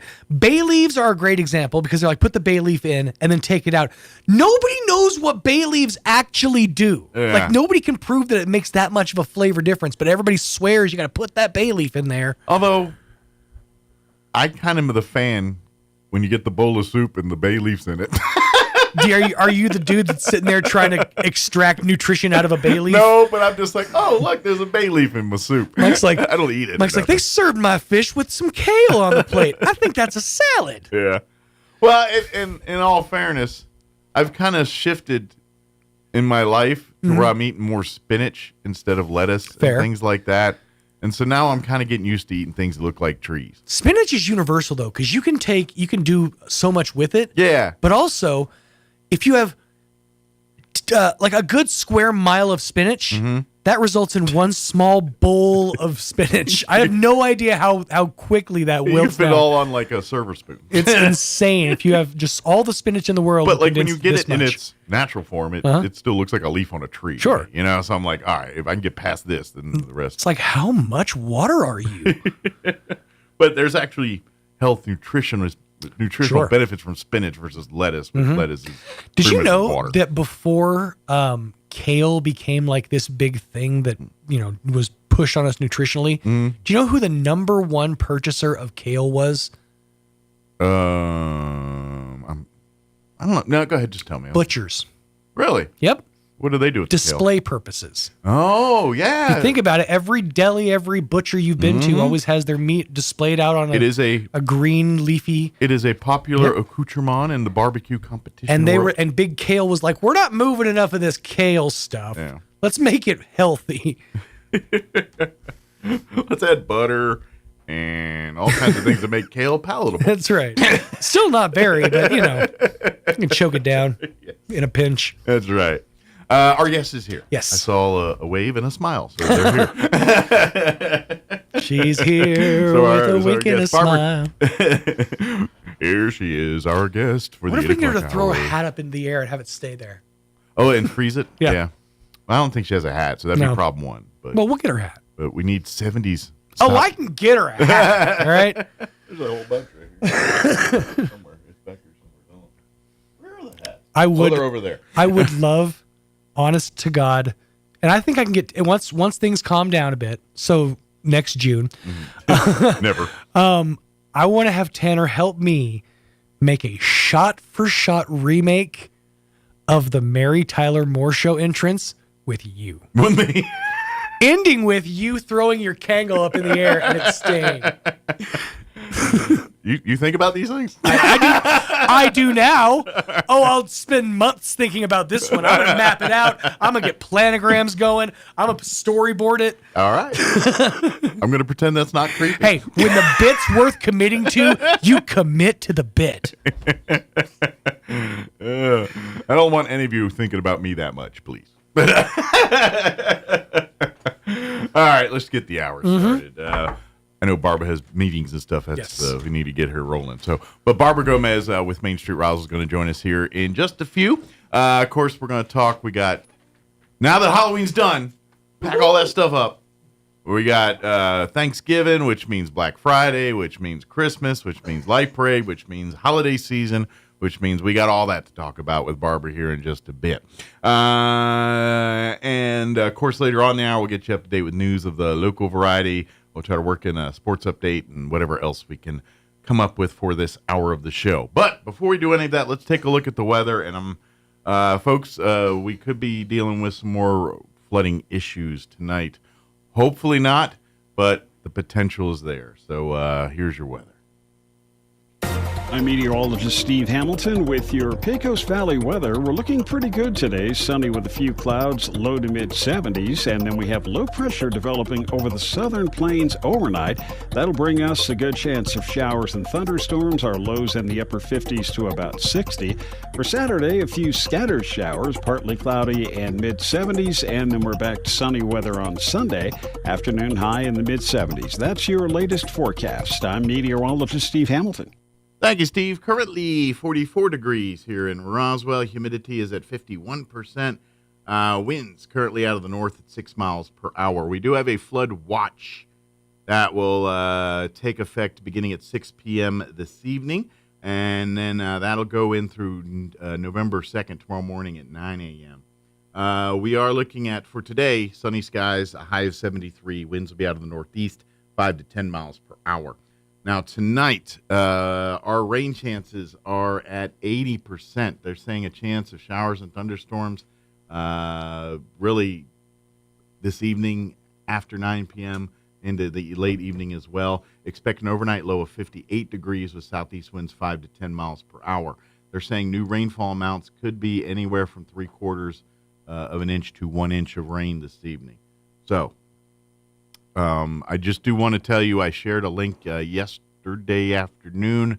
The city does, if you need sandbags, things like that, today might be a day, if you were having issues a week or two that you could use some sandbags for. You might be experiencing those again, hopefully not, but possibly tonight. So maybe reach out for that. But like I said, it's scattered, so it's one of these things. It's like it may not happen, it may, but it's rain chances are good. Just be prepared. For Saturday, we are looking at a 50% chance of showers and thunderstorms, partly cloudy and 72. Winds will be out of the east at 5 to 10 miles per hour. They're saying expecting less than 1/10 of an inch of rain tomorrow, unless we get a thunderstorm through the area. So hopefully, hopefully that doesn't amount to nothing here. By Saturday night, we're done talking rain for at least for that day. Mostly clear, overnight low of 48 degrees with southwest winds 5 to 10. Sunday, mostly sunny, 73 for a high, a little breezy. Southwest winds 5 to 10 early, but picking up 15 to 20 for the afternoon. Sunday night, there is a 20% chance at some showers, partly cloudy, 47 for an overnight low. And then Monday morning, a 30% chance of showers with a high of 61. And then we're going to be mid-60s Tuesday, upper 60s Wednesday, and low 50s with rain chances once again on Thursday. All right, 8:17, quick commercial break, and then Barbara Gomez with Main Street Roswell going to join us. Don't go away. Hey, this is Jennifer from Trustmark Roofing. Every storm chaser's worst nightmare. You know storm chasers, those out-of-town roofers that descend on neighborhoods after big storms. They come in, do a crummy job, then poof, they're gone forever. Well, a few years ago, our area had a hailstorm, and right on cue, storm chasers showed up. I was driving home from work one evening and saw one talking to an elderly lady on her porch. I said, "Not today, buddy." I did a U-turn, pulled in the driveway, and walked right up to them. I warned the woman who they were talking to, and I chased away the storm chaser. The woman's daughter called me later and said a storm chaser ripped them off a few years ago. She thanked me for stopping this one and chose Trustmark for her roof. Trustmark Roofing. Every storm chaser's nightmare. Every homeowner's champion. Call today for your 20% off coupon for our spring and roof gutter maintenance service. 575-755-ROOF. Or visit TrustmarkRoofPros.com. Trustmark Roofing, we put people first. Illegal immigrants stream across our border. Crime flows into our neighborhoods. Money pours from our pockets. The Biden-Harris agenda is harming every one of us. But President Donald Trump and Republican candidates across New Mexico are standing up to stop it. President Trump will secure our border to stop the crime and drugs endangering our families. He will support our brave law enforcement and give them the tools to keep you safe. Trump will fight to lower government spending and bring down prices on groceries and gas, so life can be a little more affordable again. And because oil and gas funds New Mexico, Republicans will defend oil and gas jobs from the leftists who seek to destroy them. Stop the dangerous Democrat agenda and take back our future. New Mexico needs conservative voices in Washington, Santa Fe, and in your community. Vote for President Trump and Republicans this Tuesday. Paid for by the Republican Party of New Mexico. So your pecans aren't as big and bountiful as they used to be? Well, what would Jim Gill do? Hi, this is Ben from Roswell Seed Company. Few people knew as much about pecans as Jim Gill. And if he were here today, he'd tell you it was time to fertilize. He'd tell you just what you need and show you how to use it. Then he'd make some joke about your neighbors making fun of your nuts. So when there's trouble with your pecans, head for Roswell Seed Company and ask them, what would Jim Gill do?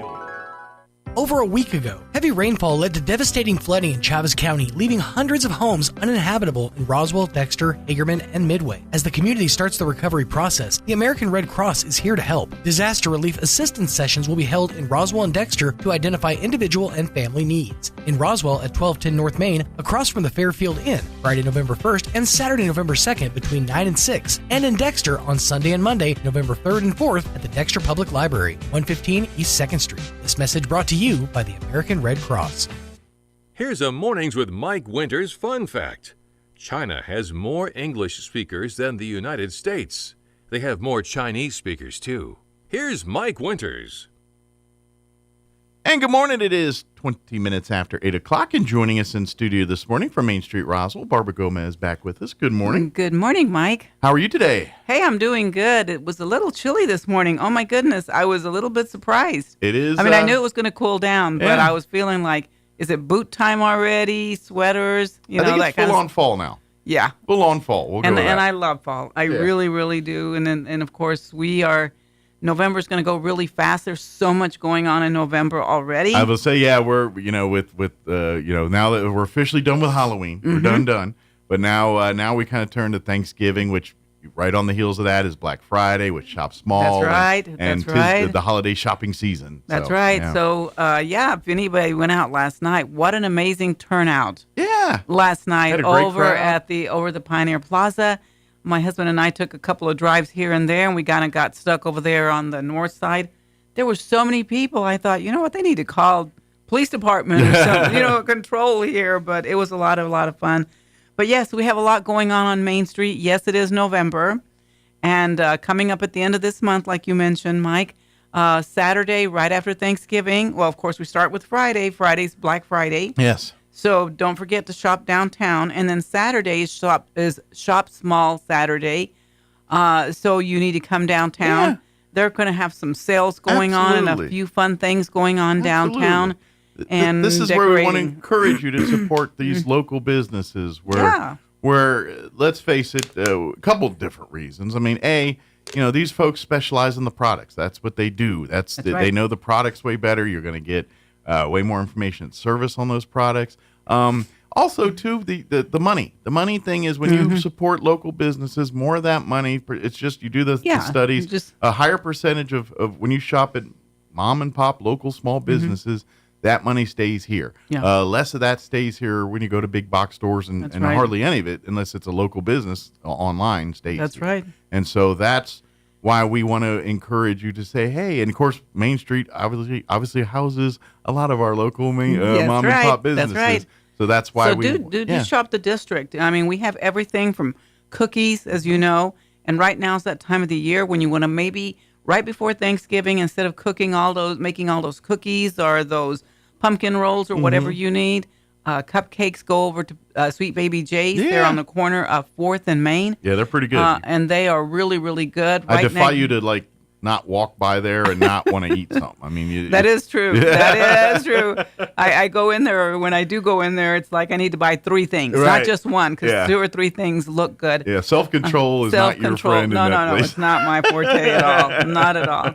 But we do have, of course, we have furniture downstairs. Absolutely. In case you've never looked in there, we do have Brits Mercantile. Excellent. They carry a lot of wooden type furniture, tables and chairs, and then they also have all kinds of goodies in there that you might like, knickknacks if you like knickknacks and decorations and stuff like that. Yeah, tchotchkes, things like that. And around this time of the year, it's always been fun whenever we do stakeholder meetings there, because in the wintertime they turn on their fireplace, like an old wood burning. It's got a cozy element. It's got a very cozy element. So you got to go in there and see them.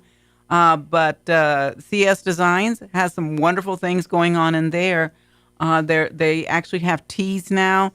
So if you need something to drink, they do have some specialty teas, but they're also doing all kinds of very unique specialty items that you can, you can create by yourself and maybe make them for Christmas. A little bit of family time. Absolutely. She's a dandy, talking about some fun things. She's got T-shirts. I mean, anything you see on her wall, she can custom make for you. Yeah. So or if you got your own little stuff, she can work with you on that too. Make those things for you. But just if you're trying to get it to her for Christmas, I would give her time. So now's that time to maybe talk to her about that. So it's going to be ready for Christmas and everything else. Especially if you got something more complicated or intricate that you'd like for her to do. And if you're into making things on your own, imagine that's a great place to go into. They have all kinds of arts and crafts and fun ideas there. I feel like that would be a great place to do like a parent-child type activities. To do a little activity. Yeah, whether it's scrapbooking or some of the other things they do. And the other thing is that they just recently remodeled the inside of their building. So you need to go in there. They've got so many new ways to look at things and ideas for you. Right next to them is Stellar, one of my favorite places down Main Street. Yep. They have great coffee. You guys, if you've never had a breakfast sandwich from there, they are delicious and they're big. And all these businesses support the community in some way, shape, or form. But I know, there's so many nonprofits and organizations that just use Stellar as their meeting space. We do. So, we do. That's just they're always that community neighbor there. It's a really fun. You see people working on their computers. The music is fun. The vibe is really great there. Right next to her is Moon Rock Outfitters. Yeah. They're still doing biking. They're doing bike rides together. So if you have a bike and you're saying, man, I need my bike fixed, take it over there and have them fix it. Or maybe you want to get into that. And you want to get into it. I need to talk to people that know this kind of stuff. They got a whole building full in there. Or if you don't want to ride your bike by yourself. Sure. They do group bike rides. But just yesterday I received this from a pizza place. A pizza center. Excuse me. Yeah. They're having a sale right now, which is a great time because if you don't feel like cooking tonight, they have 2 spaghetti and meatball dinners for $25 or a large 16-inch 1-topping and 2-liter soda for $14.99. It's funny you mention that. Sitting in my refrigerator right now from 2 nights ago is my leftover spaghetti dinner from a pizza center there. And to be honest, I was like, I'm in the mood for spaghetti. I'm going to try their spaghetti and meatballs. And so I got that. And I loved it, but here's the thing. It's a huge portion. It's a huge portion. I only ate about a half of it, and I got another half sitting, which is probably dinner tonight. But it might be good for tonight.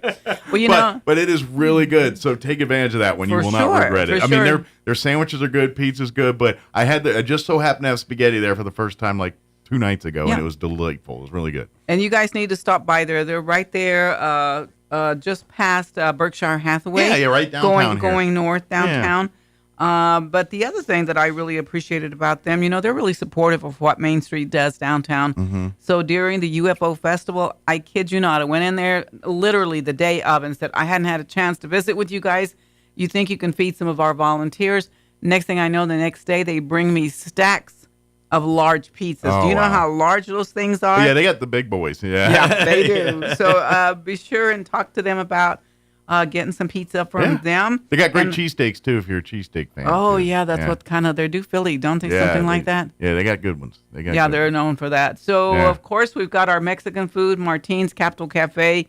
You can't go wrong there. Their chips and salsa are amazing. My go-to every time is their huevos rancheros with the green chili stew. Oh, that's my go-to. Man, if you can The only thing with that, their green chili's a little bit hot for Barbara, but as one of my friends says, Barbara, you're too Texan to handle this food. And it's like, I can't help it. That's right. In all fairness, your level's a little lower than probably most people around. Well, I've been in New Mexico a long time. You think by now I would have, built the tolerance? Yeah, put the tolerance. But you like what you like. Yeah. So. I mean, I like it. My body doesn't like it. And to be honest, the older we get, because that's where I like it, but my body's liking it a lot less the older I'm getting. Mm-hmm. So that's my thing, too, where I'm kind of like, I better tone it down a bit, or I'm going to pay for it later. Well, mine, I'd have a coughing fit immediately. It's like, wow, was that too hot? I say, my husband, try that. Is it too hot for me or not? But anyway, we got great things going on, you guys. But what I do want to tell you about, of course, is like Mike and I just talked about, it's Shop Small coming up the last day, November the 30th, the Saturday right after Thanksgiving. Yes. So we have that going on, so make sure you come down and see us downtown. Please, there'll be special. And as we get close to the event, we'll tell you more about specific sales and things as we get that word would be on fantastic if I could come back and tell you guys more. But it is also, we are trying to keep things as, I guess you can say after the whole disaster area of the rain and everything, we're trying to bring some fun back on Main Street. So we are going to be doing our holiday events down on Main Street. Excellent. So they happen on December it's the first weekend in December. Excellent. So December the 6th, December the 7th. On Friday, December the 6th, we will have vendors. We'll have food trucks. Yeah. We will have, and by the way, a little plug here. I am needing some choirs, some singers. Okay. We plan to have some holiday music going on the courthouse lawn. And if we have enough people sign up. School choirs? Yeah. Or maybe even like church the choirs. The flute ensemble or something like that. Music, single singers. Some church groups. Yeah, some absolutely. church groups. Hey, reach out to me, please. I have called a few of you, but I would love to start a schedule already. And I know all of you got a staple of Christmas music and Christmas stuff ready to go. So, maybe I'll reach out to Tom Blake and a few others. We got that Tom would flute be very, and guitar music. Yeah, I like it. So we're trying to make it very, very Christmassy. Our Christmas tree will be going up before Thanksgiving. I don't know. I think right after Thanksgiving. Right after. Okay. So maybe probably right during small business. Yeah, pretty quick time here. frame. It's going to be going up. But we don't light the tree until Friday because Santa and Mrs. Claus will come down Main Street and turn on that 16-foot Christmas tree that we purchased about 2 years ago now. Yeah. So this is a community Christmas tree. So it's for everyone. It's for the community of Roswell. Absolutely. It will stay up until the week after Christmas. So the first. So right around New Year's. New Year's. And it'll start coming down. But the big day for us is Saturday, December the 7th. Well, they're both big days. So come shopping if you need something. There'll be vendors out there. They're selling jewelry. They'll be selling wall type things and T-shirts and a number of things that maybe you might want to buy. A lot of the things that you find at the farmer's market in terms of trinkets and things like that also come out to the Christmas celebration downtown or holiday market, I guess you can call it. And then Saturday, like I said, is a big day because we'll do shopping all that day. And Santa and Mrs. Claus will be there that day from 10:30 to 3:30 taking pictures with kids all day long. We have a sleigh out there that Westlake helped us to put together last year. Yeah.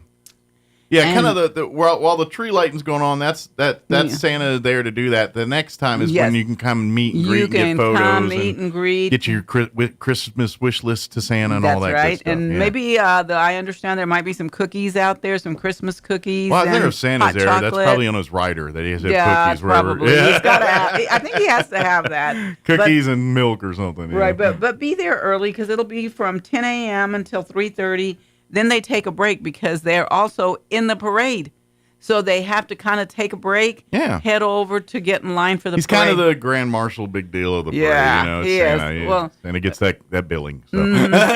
He's kind of the grand marshal at the very end, if that makes any sense. He gets to close up the whole thing and bring in the fun. Which is why the one rule that we have for the light parade is there's only one Santa in the parade, and it is the Santa at the end. It is the Santa. Now, if you've got like a plastic glow Santa, but no people as Santa. Kids get confused because they think we only have one Santa. So, yes. But if you got blow-up Santas or plastic Santas or whatever. Or light-up Santas, that's fine. But humans as Santa, we only have one, and it's Santa. That's right. And then right at 6 p.m., we start lining up before, but right at 6 p.m. starts the electric light parade.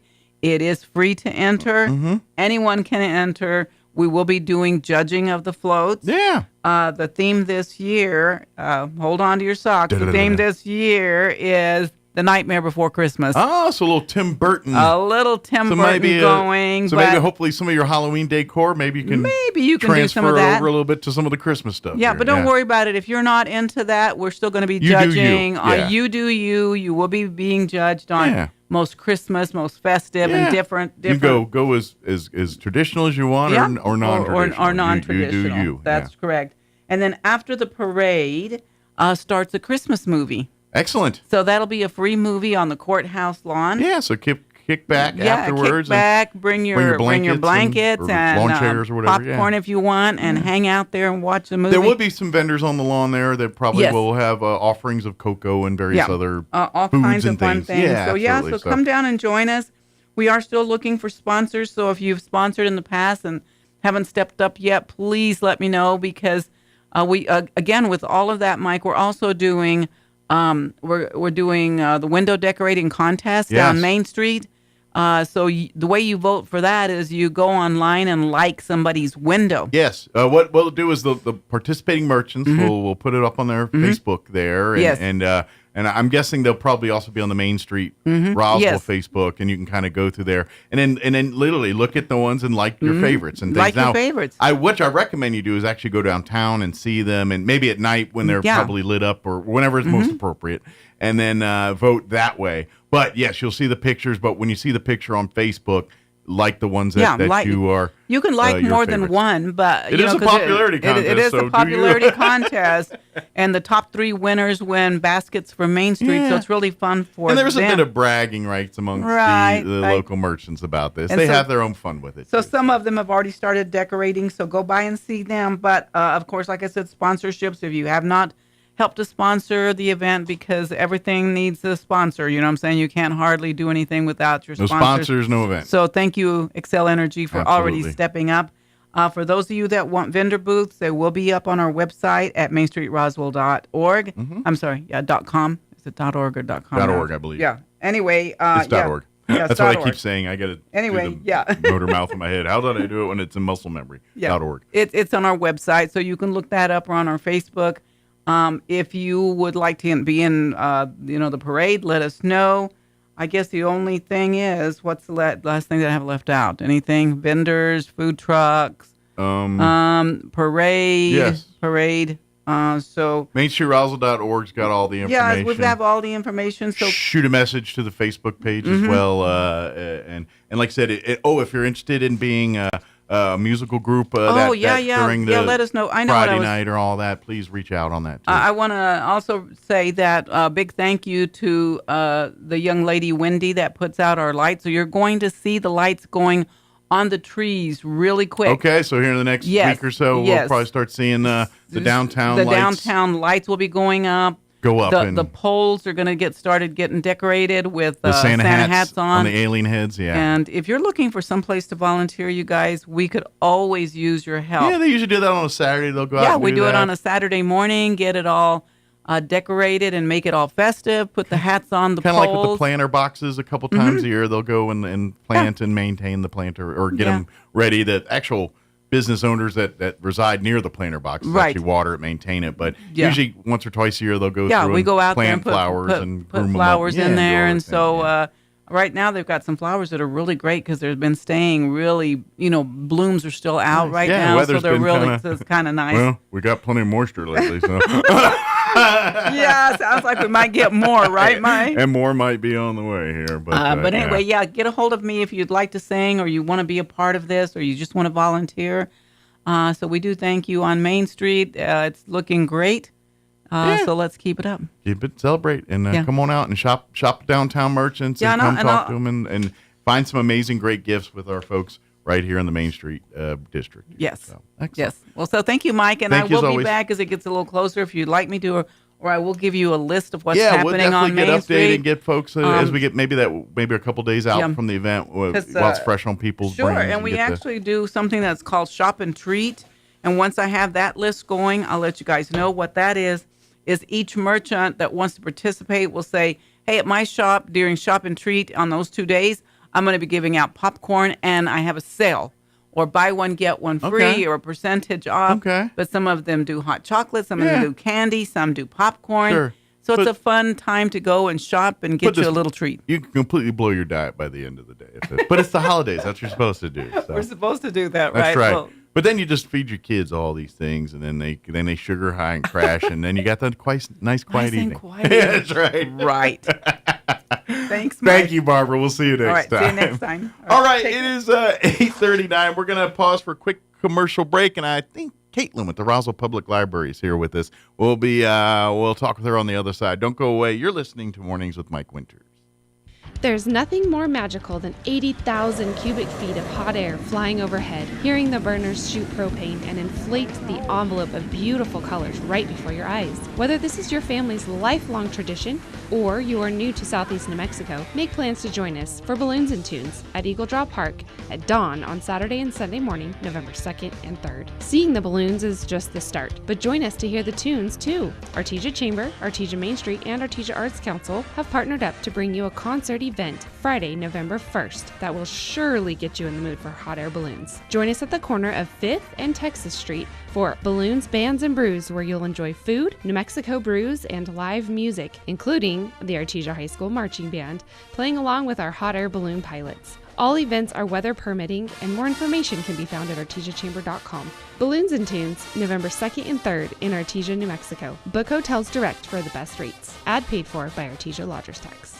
Your window of opportunity is here. Now is your time to sign up for quality, affordable health insurance through Be Well, New Mexico's health insurance marketplace. Be Well will connect you to a low-cost plan from providers you trust to cover medical appointments, prescriptions, dental care, and more. Do more of what you love with affordable health insurance. Join Be Well at our enrollment event on Saturday, November 9th at the Be Well office from 10 a.m. to 2 p.m. to sign up for coverage and open your window of opportunity.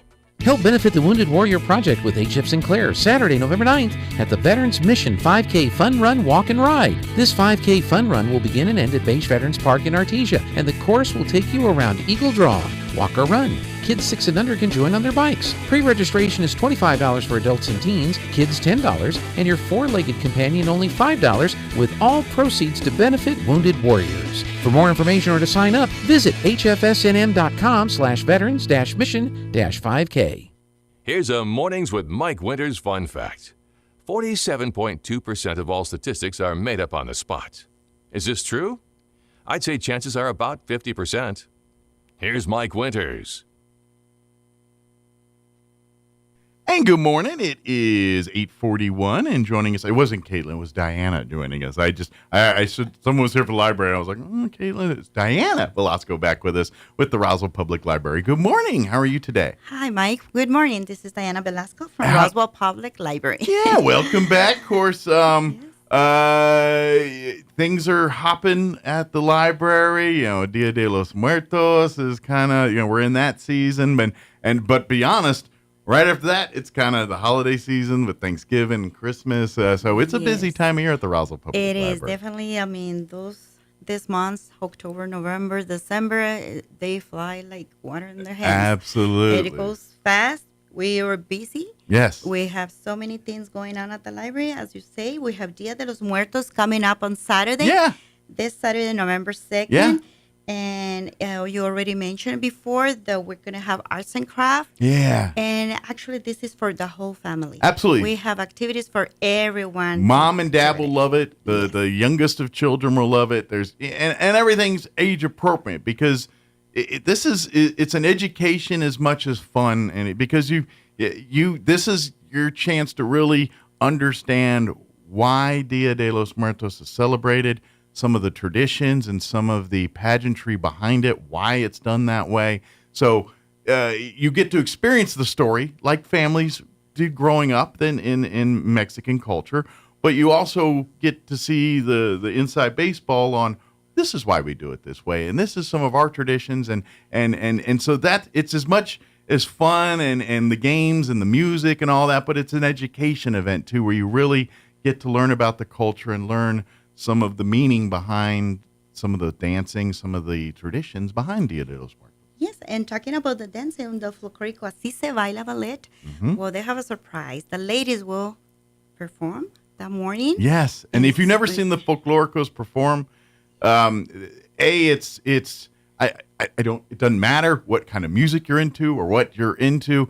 It's an exciting the dresses, the dance moves and the dresses and the flowing and the music. It's much visual as it is your eyes, your ears. It's all, and it's just a beautiful. It's a party. Everything, like, even if you don't understand some of the meanings behind some of the dances, everything is just, it just creates this vibe of happy, or just create you can't be mad watching folklorico dancing. I find a person that can do that. And actually you never disappoint when you see these ladies dancing. Absolutely, they're very impressive. They have a surprise for everyone. Yeah. So I'm not going to say more about what they're doing, but they will be performing it and stop by the Yonatold area. That's where they're going to dance. Okay. Actually, every corner at the library will be something going on. Excellent. Yes. And so not a lot of quiet on the library this Saturday. It's all going to be busy. So. Yes, and well, we're gonna open our doors from 10 to 1. We're gonna start with the blessing of pictures. People are welcome to bring their pictures for those ones that pass away. Yes, to celebrate. And if you don't understand that, please don't hesitate to call the library. Ask for Dan, and say, maybe you're like, I just heard, I'm not familiar with this. Maybe you have some loved ones but you're not familiar with this. So bring them, and we'll share in the experience. Absolutely. Sure, and soon after that, everything will start. We have free, everything is free at the library, as we said. So we have face painting. Yeah. We're going to decorate sugar skulls. We're going to decorate cookie skulls. We're going to give away pan de muerto, which is so good. Okay.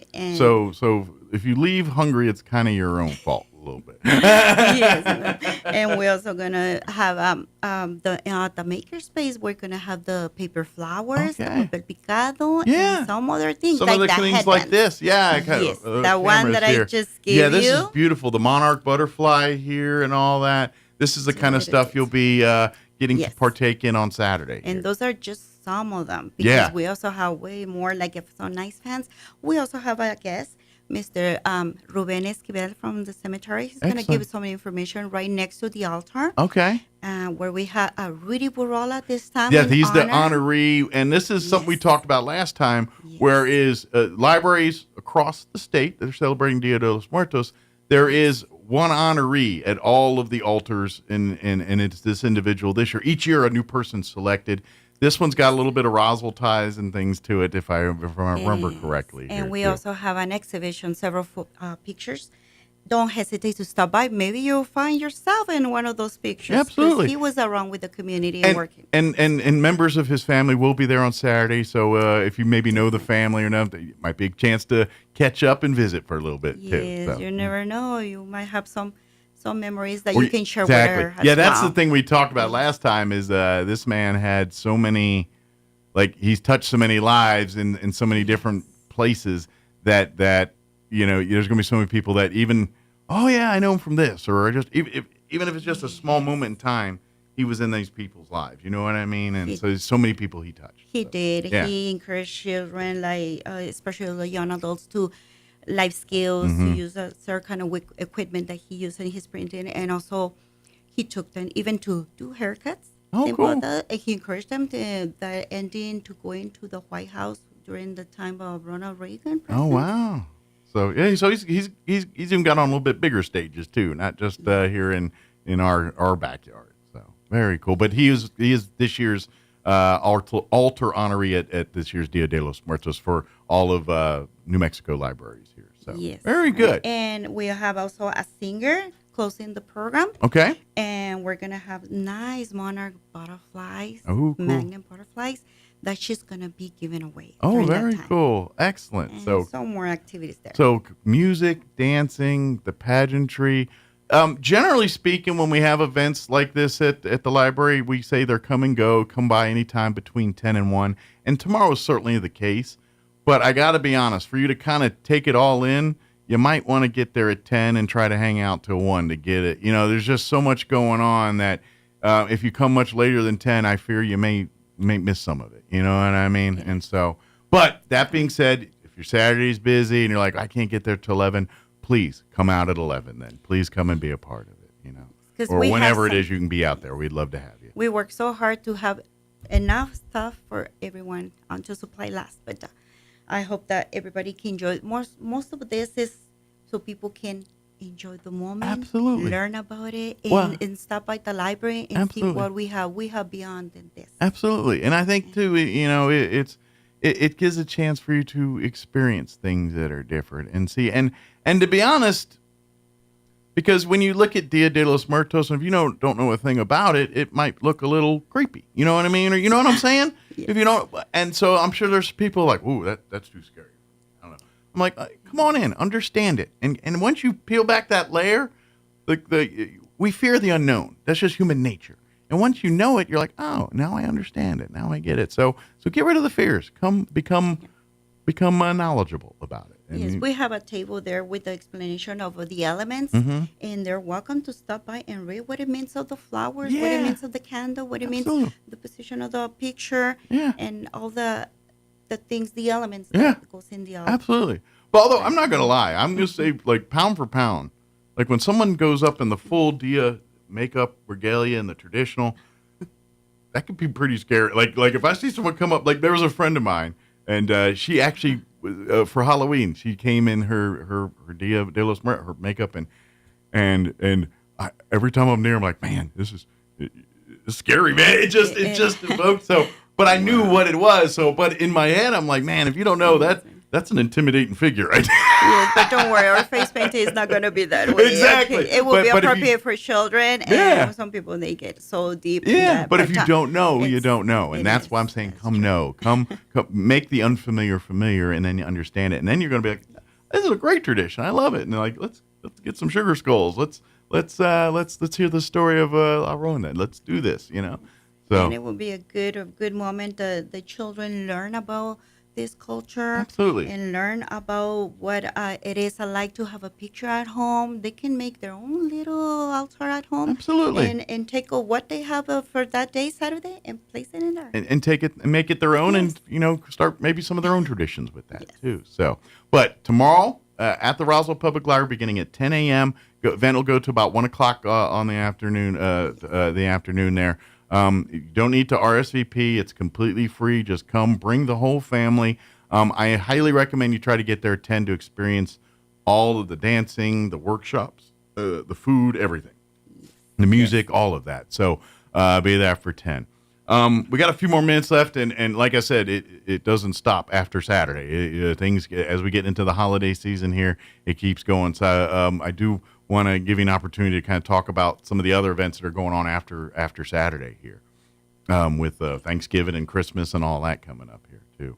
Sure. Good. Yeah, good. Is there any other Dia de stuff that before we move on here that we missed? Did we get? I think we got it all covered. So come on out to the Roswell Public Library tomorrow, beginning at 10 a.m. Bring the whole family. Come in. Maybe you've got your own Dia de los Muertos costumes and stuff. Please feel free to celebrate that out on the library too on Saturday. And don't hesitate if they want to stop today to look around, so they will see the spots because we already have the signs. Yeah, so they can find you out can where scout they out prefer. your areas Yes. and kind of and while you're there, maybe check out a book.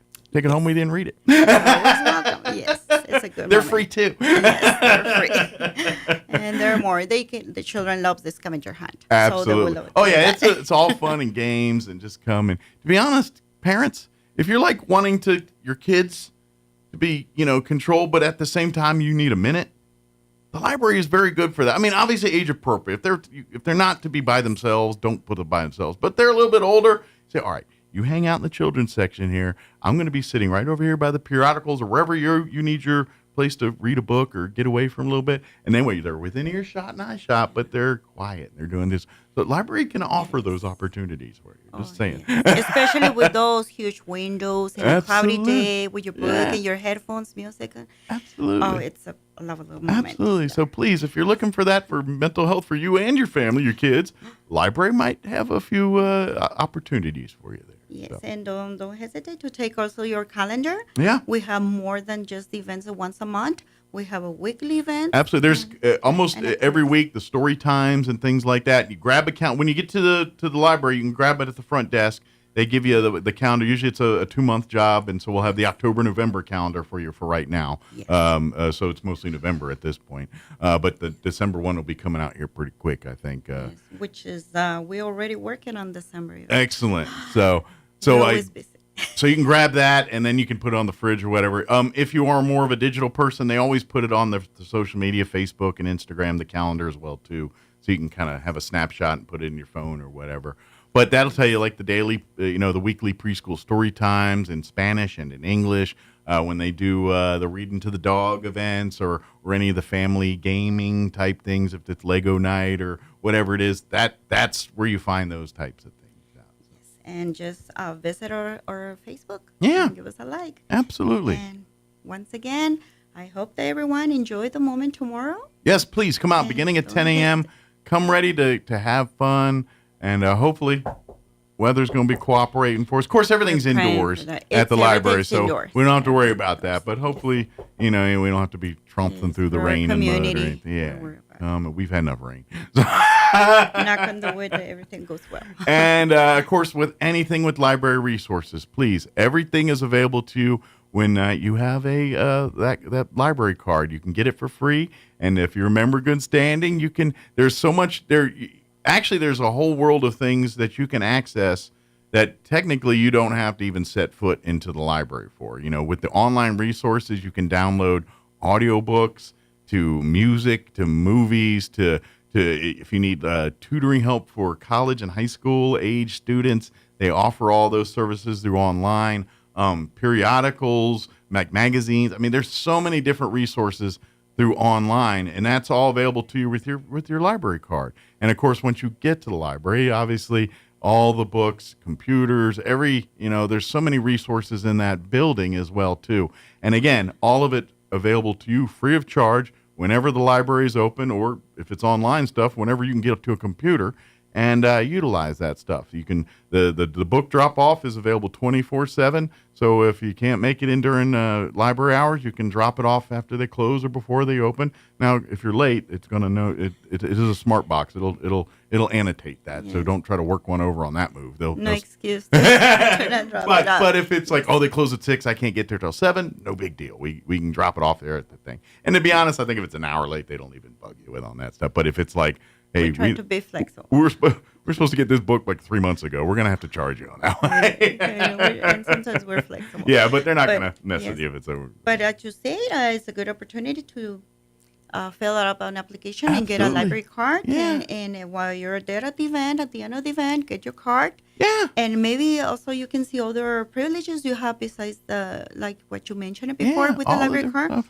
Like some parents, they don't know that in order to encourage our children, we have a program like for the mothers have little children under kindergarten. Oh, great. So kind of the pre-K skills and stuff like that. Yes. We have a program that we give a book away every 50 times they read to them. But we have follow a certain procedures. So it's almost kind of like... have to stop by and give the application for them. Kind of like being like a member of like the library fan club, and you get perks for doing it. I mean, it's not officially like that, but it kind of is. You know what I mean? You work with them, and then you read the books and you get involved, and hey, you read X amount of hours, guess you got a free book. It's kind of like that a little bit. So like a rewards program kind of thing. So very cool. Kind of, but it's just a program that we don't know how long it would last. Sure. So that's why I don't hesitate to apply for that application. Well, yeah, absolutely. We also have for those ones they're already reading. Those children, they're already reading. Every 25 books they read, they also get a free book. And at the end, they have a mask and a cape. Yeah. Which is nice. And not to mention, they're developing a love for reading and love for stories and developing their imagination. You know, that's how the kids' imagination, when you put them in these worlds and these different, universes. And that's why, and that's why it's so great about the library, because really you take your kid and you say, go into the children's section, and any book in this section that strikes your fancy, please. And that's how you get kids loving reading. If you don't hand them books and say, read this, they may not be what they're into. But and the library is a safe space where you say, no, every one of these books in this section is going to be appropriate for my child. Turn them loose. Let them have fun, and you don't have to worry about it, because you're like, every one of these books is their reading level, their skill level, their appropriate level for their understanding. And they get a sense of choice, a sense of, you mean I can read this book about robots or whatever they're into? Yeah, do it. And guess what? Once they read that, then they're going to pick up another book about robots or whatever else they're into, and next thing you know, they're reading. They love it. That's They how have it a works. great imagination. You get to see the corner of my desk full of pictures they draw about certain kind of books, about certain kind of things they want to share with us. Yeah, that's how you get them It's inspired to amazing reading. with Is you give them the choices and let them pick the. They're going to be in school enough where they're going to make them read certain books and things like that, and that's good and that's all important. But to develop that love of reading, you've got to let them read things they want to read, not because they had to read it. And that's where the love and where they're going to pick up a book or be one of those folks that always have a book going, kind of thing. Yes, and well, once again, don't hesitate to stop at the library tomorrow, Dia de los Muertos, Saturday, November 2nd, from 10 to 1. Yes. And invite everyone. And the Absolutely. family. One more question. Give out the phone number for the library in case anybody has any questions about either Dia de los Muertos or I don't know if it was on the calendar there. I don't have it off the top of my head. But yes, it's 575-622-7101. yeah, call that number if you have any questions, and they'll be happy to answer. Or if you're like, hey, can I get yeah, just come on by the library. And then we'll love to see you tomorrow morning beginning at 10 a.m. and come ready to celebrate, have fun, some singing, some eating, some dancing, and some learning. Thank you as always, and we will see you next time, Diane, okay? Thanks to you, Mike. Anytime. And it is, look at that. It is closing in on 9 o'clock, about time for some town hall news. We'll be back on the other side of news. Don't go away. You're listening to Mornings with Mike Winters right here on 106.5 Roswell Talk FM. Hugh Hewitt is now in Roswell on 106.5 FM KEND Roswell. News this hour from townhall.com. I'm Rich Thomason. Last month's hiring numbers like something out of the depths of the COVID pandemic. The Labor Department says employers added just 12,000 jobs in October, a massive reduction from the 223,000 that were added the month before. The unemployment rate held steady at 4.1%. Economists attribute the low number to the effects of strikes and hurricanes that left many workers temporarily off payrolls. Correspondent Jeremy House. Allegations of a White House cover-up surrounding President Biden's libel of Trump supporters as garbage. The White House allegedly pressured stenographers to alter their transcript of Mr. Biden's remarks. Today, we'll find both of the presidential candidates in Wisconsin. Their campaigns have spent hundreds of millions on ads in Pennsylvania. White House correspondent Greg Clugston touring the all-important Blue Wall states. For many Pennsylvania residents, Election Day can't come soon enough because they've been inundated with political ads. Given the state's importance in the Electoral College vote count, Trump and Harris have poured in more than $500 million advertising dollars on TV, radio, and social media. The state has also seen the candidates visit frequently. Trump has focused on Rust Belt towns and rural areas, while Harris's priority has been on Philadelphia and here in Allegheny County, which includes Pittsburgh. On the Blue Wall States tour, Greg Clugston, Gibsonia, Pennsylvania. And campaigning for Kamala Harris in Michigan, former President Clinton admitting the economy was better under Donald Trump than under Biden-Harris. 2 people killed, 6 others wounded, an early morning shooting in downtown Orlando, Florida. 17-year-old suspect under arrest. Wall Street, the Dow is up 465 points, the Nasdaq 230 points higher. More on these stories at townhall.com. Everybody wants cheap airfare, but where do you find it? You call low-cost airlines. Their prices are direct from the airlines, and they're so low you can't find these fares published anywhere. They specialize in cheap flights, discount hotel rooms, cheap car rental rates, and great package deals anywhere around the world. Wherever you want to go, they can help you get there cheaply and with a best price guarantee. If you want the lowest prices on your airline tickets or other travel services, call now. That's right, call. That's the only way to get these rates. Experts are standing by 24/7 to get you the cheapest airfare and hotel rates available. So don't wait. Call right now for the lowest travel prices anywhere and for great last-minute travel deals too. Call 866-755-5300. That's 866-755-5300. Again, that's 866-755-5300. Call us right now. The results are in a landmark presidential election in southern Africa. Botswana's President Mokgweetsi Masisi has accepted defeat and has said he'd respectfully step aside and participate in a smooth transition. The Umbrella for Democratic Change, led by human rights lawyer Duma Boko, won the majority of parliamentary seats, while the Botswana Patriotic Front, which was endorsed by former President Ian Khama, secured 5 seats. Analysts have said the new government, which will be formed in the coming days, must focus on weaning the country off its diamond dependency, stabilize the economy, and create jobs for young people. The BBC's Namsa Maseko. Greek police say an explosion in an Athens apartment that killed a man and severely wounded a woman appears to have been caused by an improvised bomb. Police searching the apartment found 2 handguns as well as ammo. Townhall.com. It's present time for a man who killed one of the most majestic of birds. A Washington state man who authorities say killed eagles as part of a wildlife trafficking ring that operated on a Native American reservation in Montana was sentenced to 3 years and 10 months in prison. He must also pay more than $777,000 in restitution. Travis John Branson was part of a trafficking ring that killed at least 118 eagles on and around the Flathead Indian Reservation and sold their parts on the black market. He pleaded guilty to charges of conspiracy and wildlife trafficking. Keith Peters reporting. Boeing sweetening its contract offer to striking workers. They will vote next week on a proposal offering them a 38% raise over 4 years. Now, last week they rejected a 35% pay hike, the union recommending they approve this revised offer. More on these stories, townhall.com.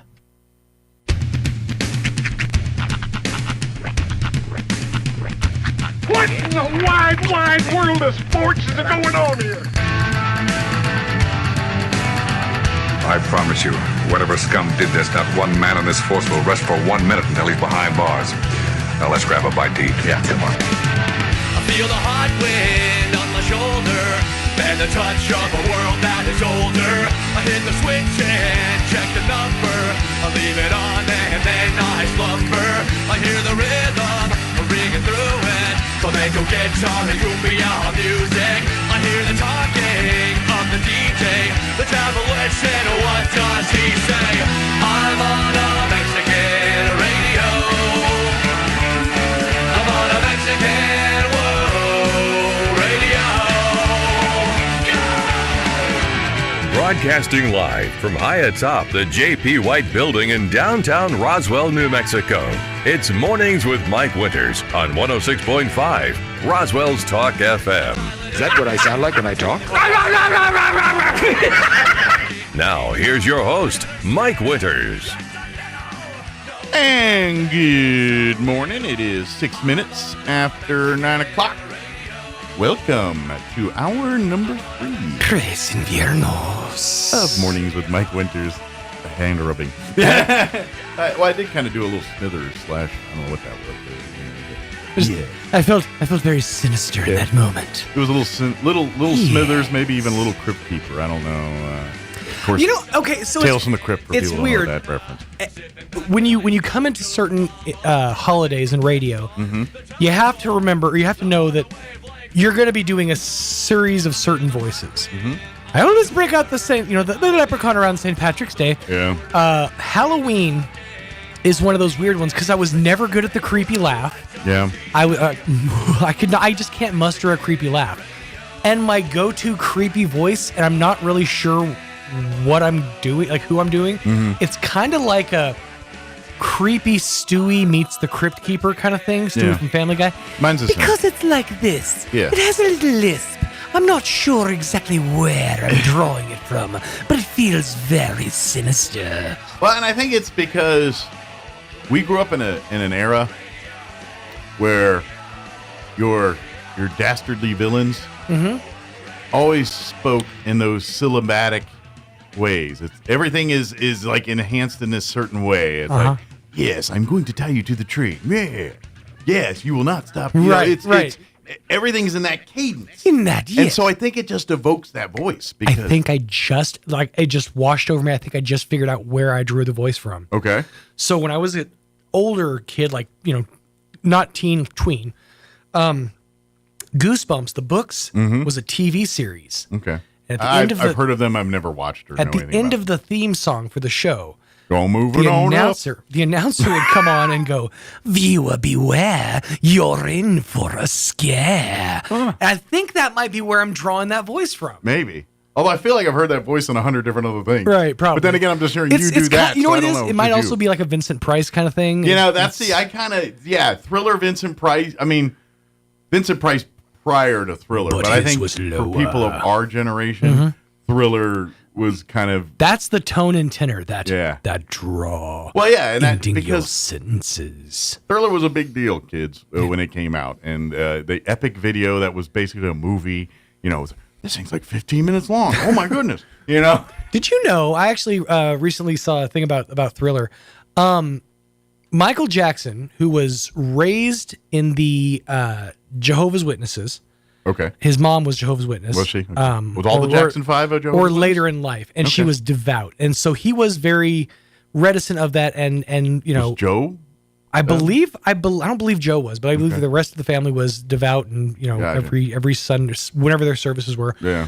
But he was so against the depictions in the Thriller video that he ordered a disclaimer to be played before the video stating that Michael Jackson denounces the images depicted herein and that the video is for entertainment purposes only, essentially. And that was the only way he would agree to do the video. I don't know how I feel about that. It's just kind of an interesting, it's like, I'm going to do it, but, you know, I don't really agree with it. Do as I say, not as I do kind of thing. But I'll agree to accept the millions in paycheck money that video garnered. That's all I'm saying. Yes, sir. That's all I'm saying. And guess what? We're all... You know, that was a visual joke. We've all learned that dance. You know, it's the one they do when they try to break the world record, usually around Halloween. Well, just remember, it starts this way. You know what? When we were, and I'm going to say walking. And quite frankly, he wrote the song. All the That's things true. he's supposed to me and all that. That's true. That's out of his head. Well, I don't know how much he wrote, but, you know. Well, I'm going to assume he wrote a lot of his own stuff, I'm thinking. I don't know. I don't know on that part. I have no idea. I just assumed. Like him and Prince, those guys wrote their own stuff. Well, like a lot of the early, the pre-Thriller stuff, he didn't really have a hand in writing. Okay. Like Rock With You, I think, was written for. Rock With You was actually written for somebody else and was performed because up until that was all the Motown stuff. Up until like MTV made music videos a thing. Yeah. The videos that were coming out were literally just the singer in front of a flashing like disco background. Sure. For like club scenes. Well, and that's kind of where, you know, predominantly the Jackson 5 and all that was, you know, disco and Motown. And when he went solo, those were probably, you know, Motown, you know, but once, you know, Bad and Beat It, that hit, that's where he crossed into pop, and into the world, basically, you know. But yeah, that's his world is Motown and you know, the Commodores, the Four Tops, that's the world. So I imagine a lot of that was written, you know, those kinds of songs. But once he hit, you know, like mega mainstream for the young kids to now understand Taylor Swift status. Once he was probably writing his own stuff. And that came when he went pop, like when he hit that mid 80s stride of I'm a pop artist now and I'm going to lean heavy into it. Yeah. And so I mean it was crazy too because his video was the first video by a black artist aired on MTV. Really? They flat out refused to air black artists up until I'm surprised that video. I never really don't thought remember if it was about Rock it, With You or Thriller was the first. I think it was Thriller was the first one. I'm trying to think, and I mean, yeah, because I know it was very Caucasian. Well, at the time, kids, Michael Jackson was black. But to be honest, I think why it was so white was because there was lack of video. Right. Like, that's why British invasion in the 80s happened again. Why there's so many British songs in the 80s that are popular here in the United States? It's because of MTV. They're the only ones that had videos. Yeah. And so MTV's basically showing Flock of Seagulls and all this stuff all the time. That ushered in the British renaissance of the 80s, of that Britpop thing. And quite frankly, British music, I guess, didn't feature a lot of black artists, I guess, or at least, you know, what was coming out there. And we didn't have any videos. And so until like you said, Thriller, and then eventually they crowbarred Yo MTV Raps in, and that was kind of MTV's attempt to bring culture to the channel, kind of. And it did take off, but it kind of brought balance to MTV a little bit. Ultimately, that I think is the thing that set it in motion. But yeah, prior to that, it was very if we're white. If we're dropping music video fun facts, the video for Beat It, he brought together, not he, but the team that put the video together brought together actual Bloods and Crips to be in the music video together. Literally taught them choreography and had Bloods and Crips side by side doing dance moves, trying to unite the community. A spirit of oneness, if you will.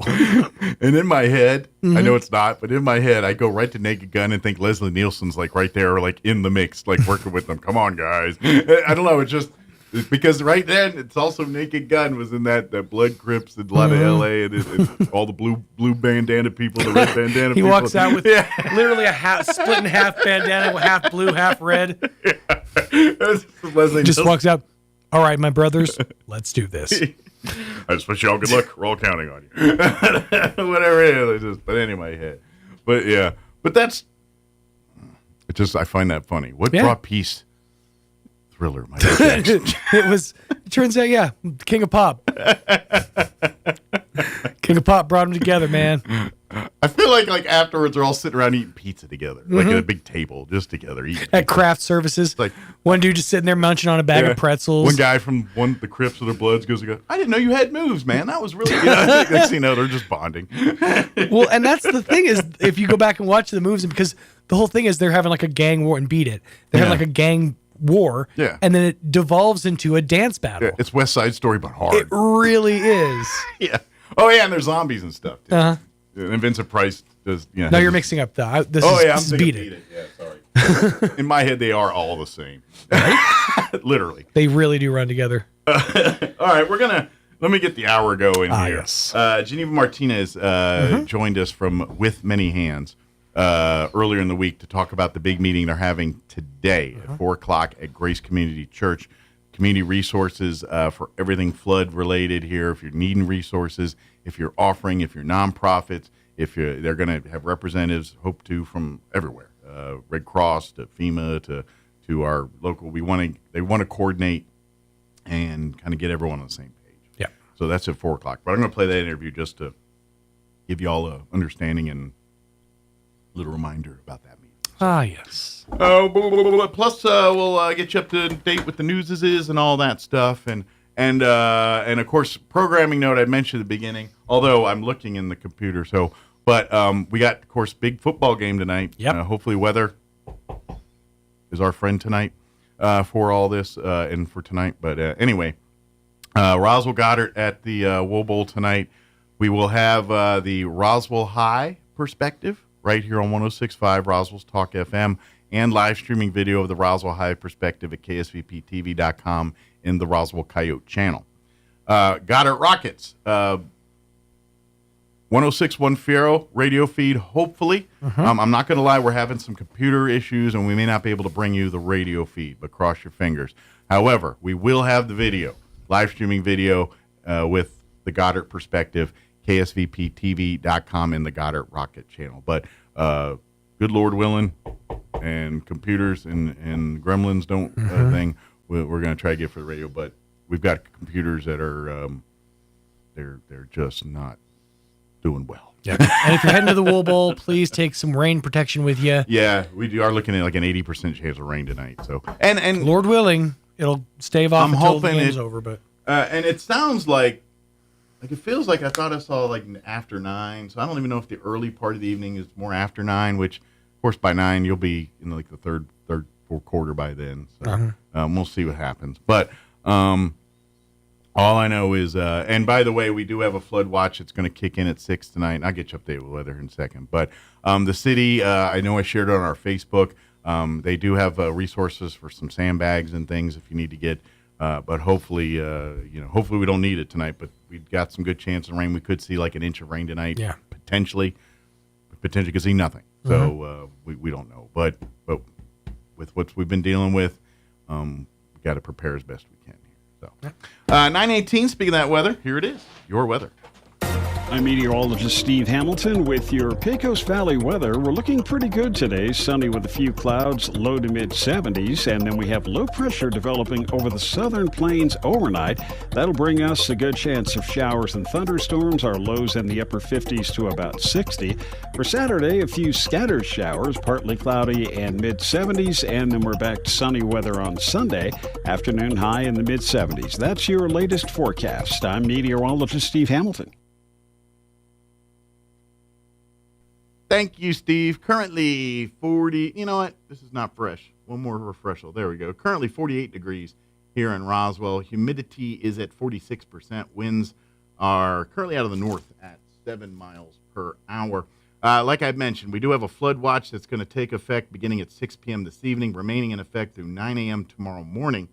For today, during the day, sunny with a high of 73. Winds will be out of the north, 5 to 10 miles per hour. Tonight, they're telling us we have an 80% chance at precipitation. They're talking a chance of showers and thunderstorms with possibly a thunderstorm after 9 p.m. Low of 58 overnight with southeast winds 5 to 10 miles per hour. New rainfall amounts could approach anywhere between 3/4 of an inch of rain possible. So prepare accordingly. For Saturday, we are looking at a 50% chance of showers and thunderstorms, partly cloudy, 72 for a high tomorrow with east winds 5 to 10 miles per hour. They say they're expecting less than 1/10 of an inch of rain unless we actually get a thunderstorm rolling through the area tomorrow. So, but it looks like tonight is the bigger chance or better chances for more rain, but hopefully not so much. For Saturday night, clear skies. No talk of rain, just overnight low of 48 degrees with southwest winds 5 to 10 miles per hour. Sunny on Sunday with a high of 73. Southwest winds 5 to 10 early, picking up 15 to 20 for Sunday afternoon. 20% chance at rain showers Sunday night, partly cloudy, overnight low of 47. Monday, that carries over into a 30% chance of rain for the AM hours on Monday, partly cloudy with a high of 61. And then 65 on sunny on Tuesday. 68 and sunny on Wednesday, and then back into the upper 50s with a slight chance of rain on Thursday. All right, 9:20, we're going to take about a 3.5-minute break, and then we're going to play our interview with Geneva Martinez from With Many Hands. That's up next. Don't go away.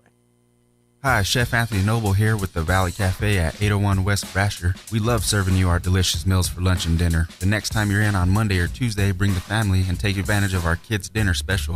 With the purchase of an adult meal, you get a kids' meal for 20% off. That's right. Get the kids fed, save a little money, and enjoy what I got cooking in the kitchen. Come visit us at 801 West Brasher in the Orange Building across from Church on the Move in Roswell. We have it all. Come taste and see. Don't forget, you can also find the Valley Cafe on our website at toasttab.com/Valley Cafe. Also on DoorDash, Grubhub, and Uber Eats. There's nothing more magical than 80,000 cubic feet of hot air flying overhead, hearing the burners shoot propane and inflate the envelope of beautiful colors right before your eyes. Whether this is your family's lifelong tradition or you are new to Southeast New Mexico, make plans to join us for Balloons and Tunes at Eagle Draw Park at dawn on Saturday and Sunday morning, November 2nd and 3rd. Seeing the balloons is just the start, but join us to hear the tunes too. Artesia Chamber, Artesia Main Street, and Artesia Arts Council have partnered up to bring you a concert event Friday, November 1st that will surely get you in the mood for hot air balloons. Join us at the corner of 5th and Texas Street for Balloons, Bands, and Brews, where you'll enjoy food, New Mexico brews, and live music, including the Artesia High School Marching Band, playing along with our hot air balloon pilots. All events are weather permitting, and more information can be found at artesiachamber.com. Balloons and Tunes, November 2nd and 3rd in Artesia, New Mexico. Book hotels direct for the best rates. Ad paid for by Artesia Lodgers Tax. In times of need, it's important to know someone's got your back. Tate Branch Auto Group is here to support our community in Chavez County as we recover from the recent flooding. To help ease the burden, we are offering $1,000 in relief recovery cash for those impacted by the storm. Use this $1,000 towards the purchase of a new or pre-owned vehicle as a boost to your trade-in value to help cover your insurance deductible or even receive a check directly after purchasing a vehicle. And if you can't get your vehicle to us, don't worry, we're here to help. We can arrange to have it picked up and brought directly to our dealership. We know recovery takes time, and we're committed to standing by your side every step of the way. Let Tape Branch Auto Group help you get back on the road and back on your feet, because together we're stronger. Believe it or not, your home insurance company isn't evil. Jennifer from Trustmark Roofing here. A lot of roofers make your insurance company out to be your enemy. They'll talk about fighting and battling your insurance to get you the claim you deserve. But honestly, your insurance company is a group of people just like you and me. That's why we don't treat your roof insurance claim like we're going to war. We treat it like a court case. We provide your insurance company every piece of evidence needed to get you the highest possible claim. We submit photos, videos, detailed documents, and line-by-line estimates. And guess what? Our non-combat approach works. On 92% of roof insurance claims, we get the highest amount the first time. And the rare times we don't, well then, that's when we go to bat for you. Call today for your 20% off coupon for our spring roof and gutter maintenance service. 575-755-ROOF or visit TrustmarkRoofPros.com. Trustmark Roofing, we put people first. Here's a Mornings with Mike Winters fun fact. Did you know you share your birthday with at least 9 million other people in the world? Your birthday isn't feeling so special now, is it? Here's Mike Winters. And good morning. It is 25 minutes after 7 o'clock, and joining us in the studio this morning, Geneva Martinez back with us with, she wears many hats, but we'll call it our Many Hands organization hat today. Good morning, Geneva. Good morning. How are you today? I'm well. I'm good, well. Good. So. Of course, I know you and so many other great people around town have really been out and about since the flooding, and this is what you guys do all the time. You know, this is kind of when there's not a flood, you guys work with homeless or working with anybody in need. And so now it just turned up, we got a whole community of people in need now because of this flooding. So really your Many Hands has kind of turned focus and attention to resources for flooding victims and from everything from the immediate needs. Now we're kind of shifting gears to, all right, the cleanup side and how do we get our homes and things back. So we're kind of starting to shift from that taking care of, you got a place to stay, you got a meal, to, all right, how do I get my life back to normal again? Yeah, on Monday. Most definitely. Yeah. And this is a multi-agency effort. And there was a meeting held at Casa Kids on Monday, and I just saw a real need for organizations, not just to come together, because we are coming together, but a town hall to be really set up for the public. Sure, a place where a pipeline for people can get solid, good information on where to go for resources or what's available or what's not available. Absolutely. Yeah. So it's a partnership between Casa Kids with Many Hands, 211, the Health Council, to try to bring together our leaders, not just of our city, but of our county, our state, and federally even. Federal, yes, and also get some of these organizations that are coming in.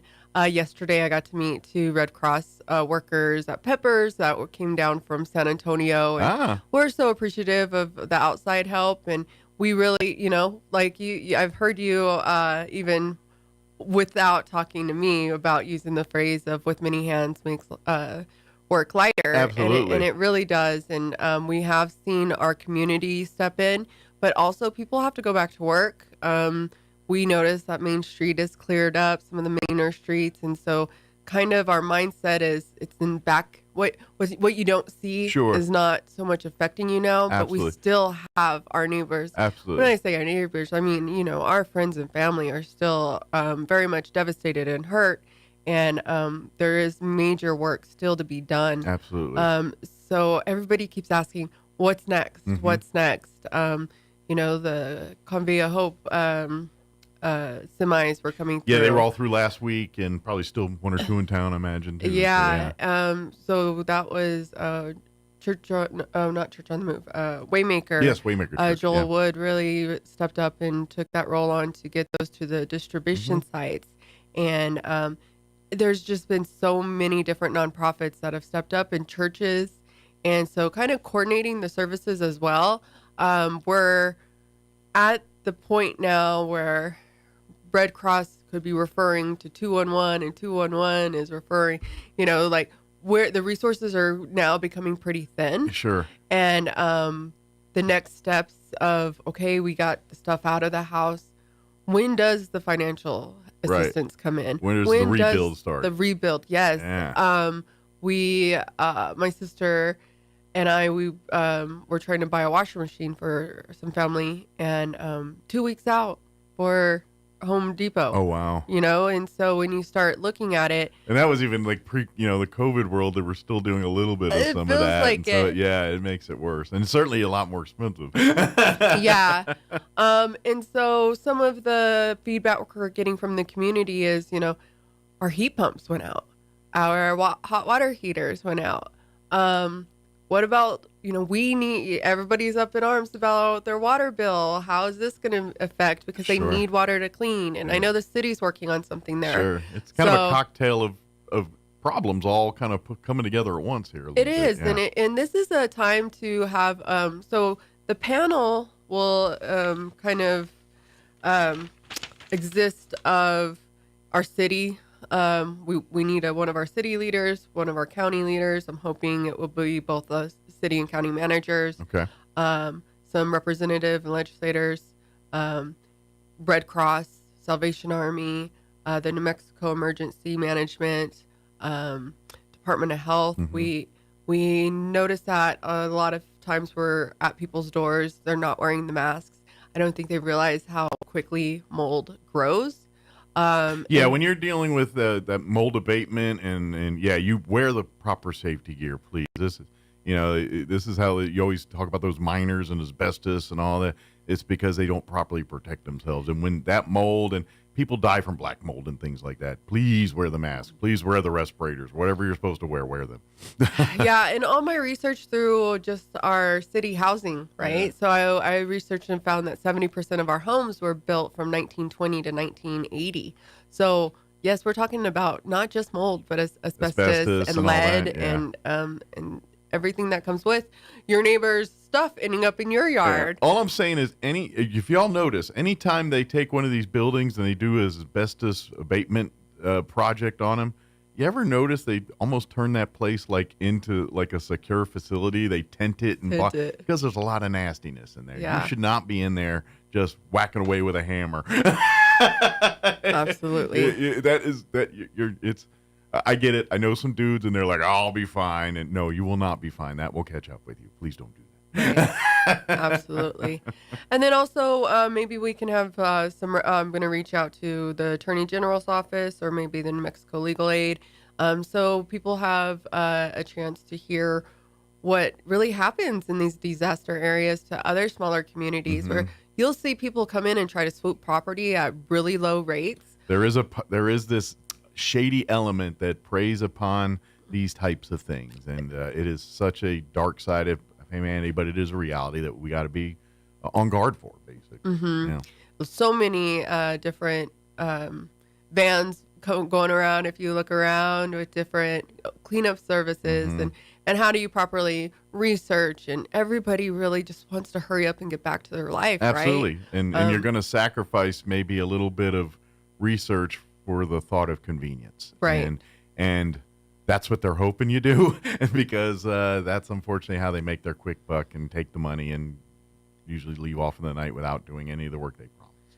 Yeah. I'm fortunate that I didn't get hit this flood, but last year I experienced a flood at my house due to my parents. They overflowed my toilet and let it running for 48 hours. But with that, self-induced. I'm still cleaning that up. Really?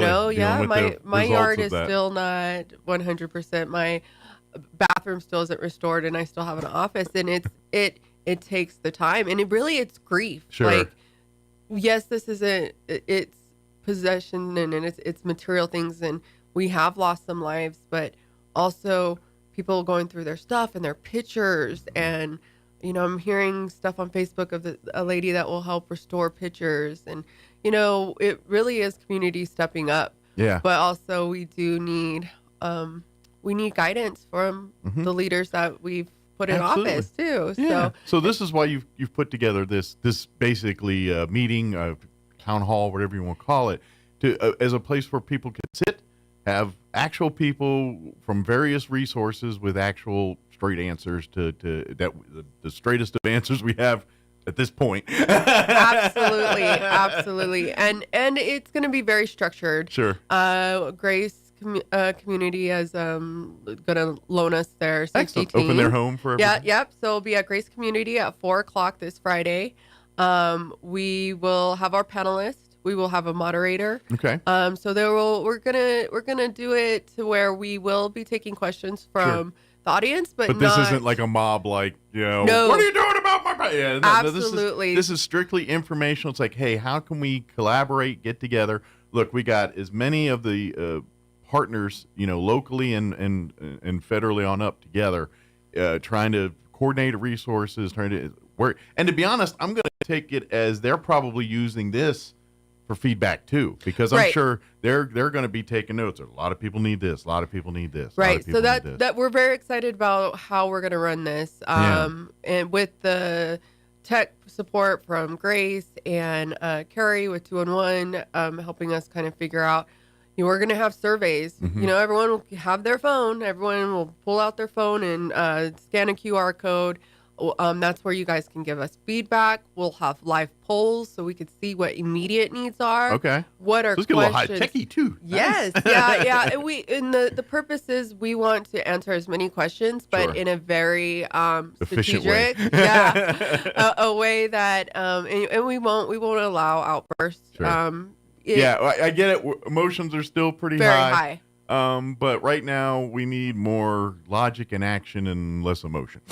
Right. If we use our ears in this, we can gain the most knowledge from the people that can give us the straight answers. Absolutely. There are so many different things going around on social media. It's like, do this. No, don't do this. Like, you have to wait. And so here, this is going to be from the mouth of the people that we have put our trust in. Yeah, this isn't, and I get it too. We're in an election cycle politically. There's a lot of people are charged up, so even that kind of stuff's entering people's mind with this type of thing. All I'm asking is, look, put all that aside. This is about hearts, humans, getting people back. It has nothing to do with D's, R's, policies, any of that crap. We're just people here trying to get people resources to help. That's what this meeting's all about, and that's what everything's about. Like Absolutely. This. So what are your feelings about the current administration or the past administration does not come into play during this stuff right now? Absolutely. when it comes to disasters and people's homes, food, life, yes, there's nothing political about it. Absolutely. Right. And I just want to remind people of that, because I know people are charged up, and like I said, there's going to be federal resources there, and anytime that happens, people that are mad at the government are mad at the government. They're going to be doing what they're doing. It's like, I understand the way you feel, but now's not the time. Right. Now is the time. So let's see what we can do. We want as many resources on the table. You want FEMA standing there. You want the Red Cross standing there, because that's what these folks do, and they're the ones that can bring in the big the stuff that we just quite frankly aren't equipped to handle. That's what they do. And so we locally have to target and pinpoint them to do the most benefit for it. And I think that's what this meeting is about, for them to get, rather than them come in and just say, you need this, this, and this, let's come in and say, no, we need this, this, and this. How can you help us get that? And that's what this meeting's really about. Yes. So we're inviting the community this is for the people. The panel is to get out the information to the people, and that's who need it right now. This isn't just organizations coming together and saying, how can we assist? We have to do a needs assessment. What is the community telling? We're still triaging, really. Exactly. We're still peeling back layers of, we may know what's on Main Street. We may know, unfortunately, the statuses of some of our museums and things right now. But you go to any neighborhood and you're seeing piles and piles of debris on almost every single home in certain neighborhoods and things. We're still peeling back the layers there, because let's face it, some of those houses are probably in a lot worse shape than even people realize right now. And that's what we're talking about. the black mold and all that. People are just going to live in this thing, and if not doing proper cleanup and abatement, people are going to get sick. People are going to die. So we got to really triage this stuff and make sure that kind of stuff doesn't happen in the future. Right. That's what we're dealing with. This is not just about, hey, I need a place to live. Hey, I don't want to keep living in my house that's now damaged, that's now not only decrepit, but is now a health and safety risk for me. Right. That's what we got to stop, because without those resources and people don't have money, they're just going to continue to, live where they can and do what they can, and it's gonna affect them. Yeah. So this is what we're trying to avoid, to keep that from happening, because without these resources, unfortunately, that's the end product if we don't do that, because some folks they're going to try to do what they can, but they don't have the money or the resources to take care of how it really needs to be done. And so that's and to be honest, that deteriorates the neighborhood. All the things we talk about, that's how you start it, is by leaving the blind eye to these things. Right. That's why we've got to get everybody back on page and back to at a level that maybe even better than they were before the storm started here. Right, yeah. And, with Many Hands, our main focus is affordable housing and increasing housing in Roswell. And this just kind of devastated, but that doesn't mean that we're not going to stop looking for the funding and looking at policy changes on how we can build quicker, and maybe start looking at what does it take to get a tiny house village here.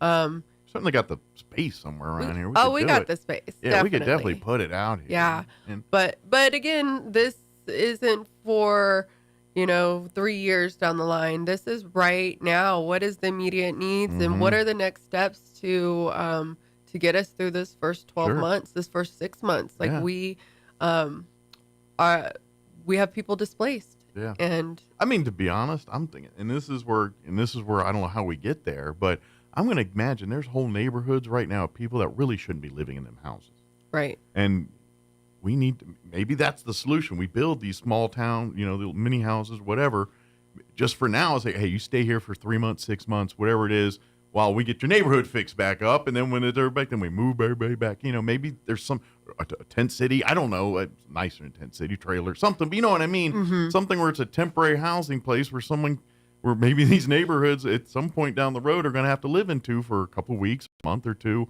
till their homes, because you can't live in a construction site, especially if some of the amount of work that's going to be done on these houses, they can't live in them while they're doing them. So maybe that's the direction we go. I don't know, but this is what we got to talk about. This is what we got to figure out. So. I mean, even it being, a week or so, I am still hearing of people sleeping on wet mattresses. And it's heartbreaking, and it's not safe. No.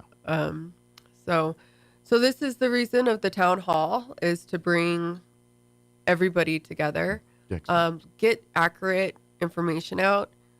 Social media has been great for resources and like who's serving who and who's going where, but also to be able to also during our poll session, we'll be able to, if other nonprofits are available or present, that they can put in their information so we can add it to the 211 list. And to be honest, I would encourage, everybody, obviously, but every organization to have representatives too. Because really, this is also, maybe we've got several organizations doing the same thing, and we don't need all of you doing the same thing. Maybe we can, to triage a little bit and coordinate to say, hey, if you focus on this need, we'll focus on this, and together we'll get it both knocked out. That's the kind of logistics we're also going to be figuring out at this meeting. Right. Too.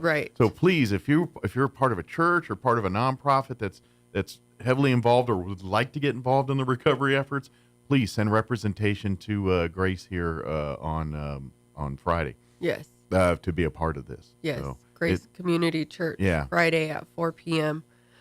4 to 6. I don't know if it'll go that long, but or it may go longer depending on we wanted to make sure we'd get done before church is on Sunday. They'll kick you out eventually.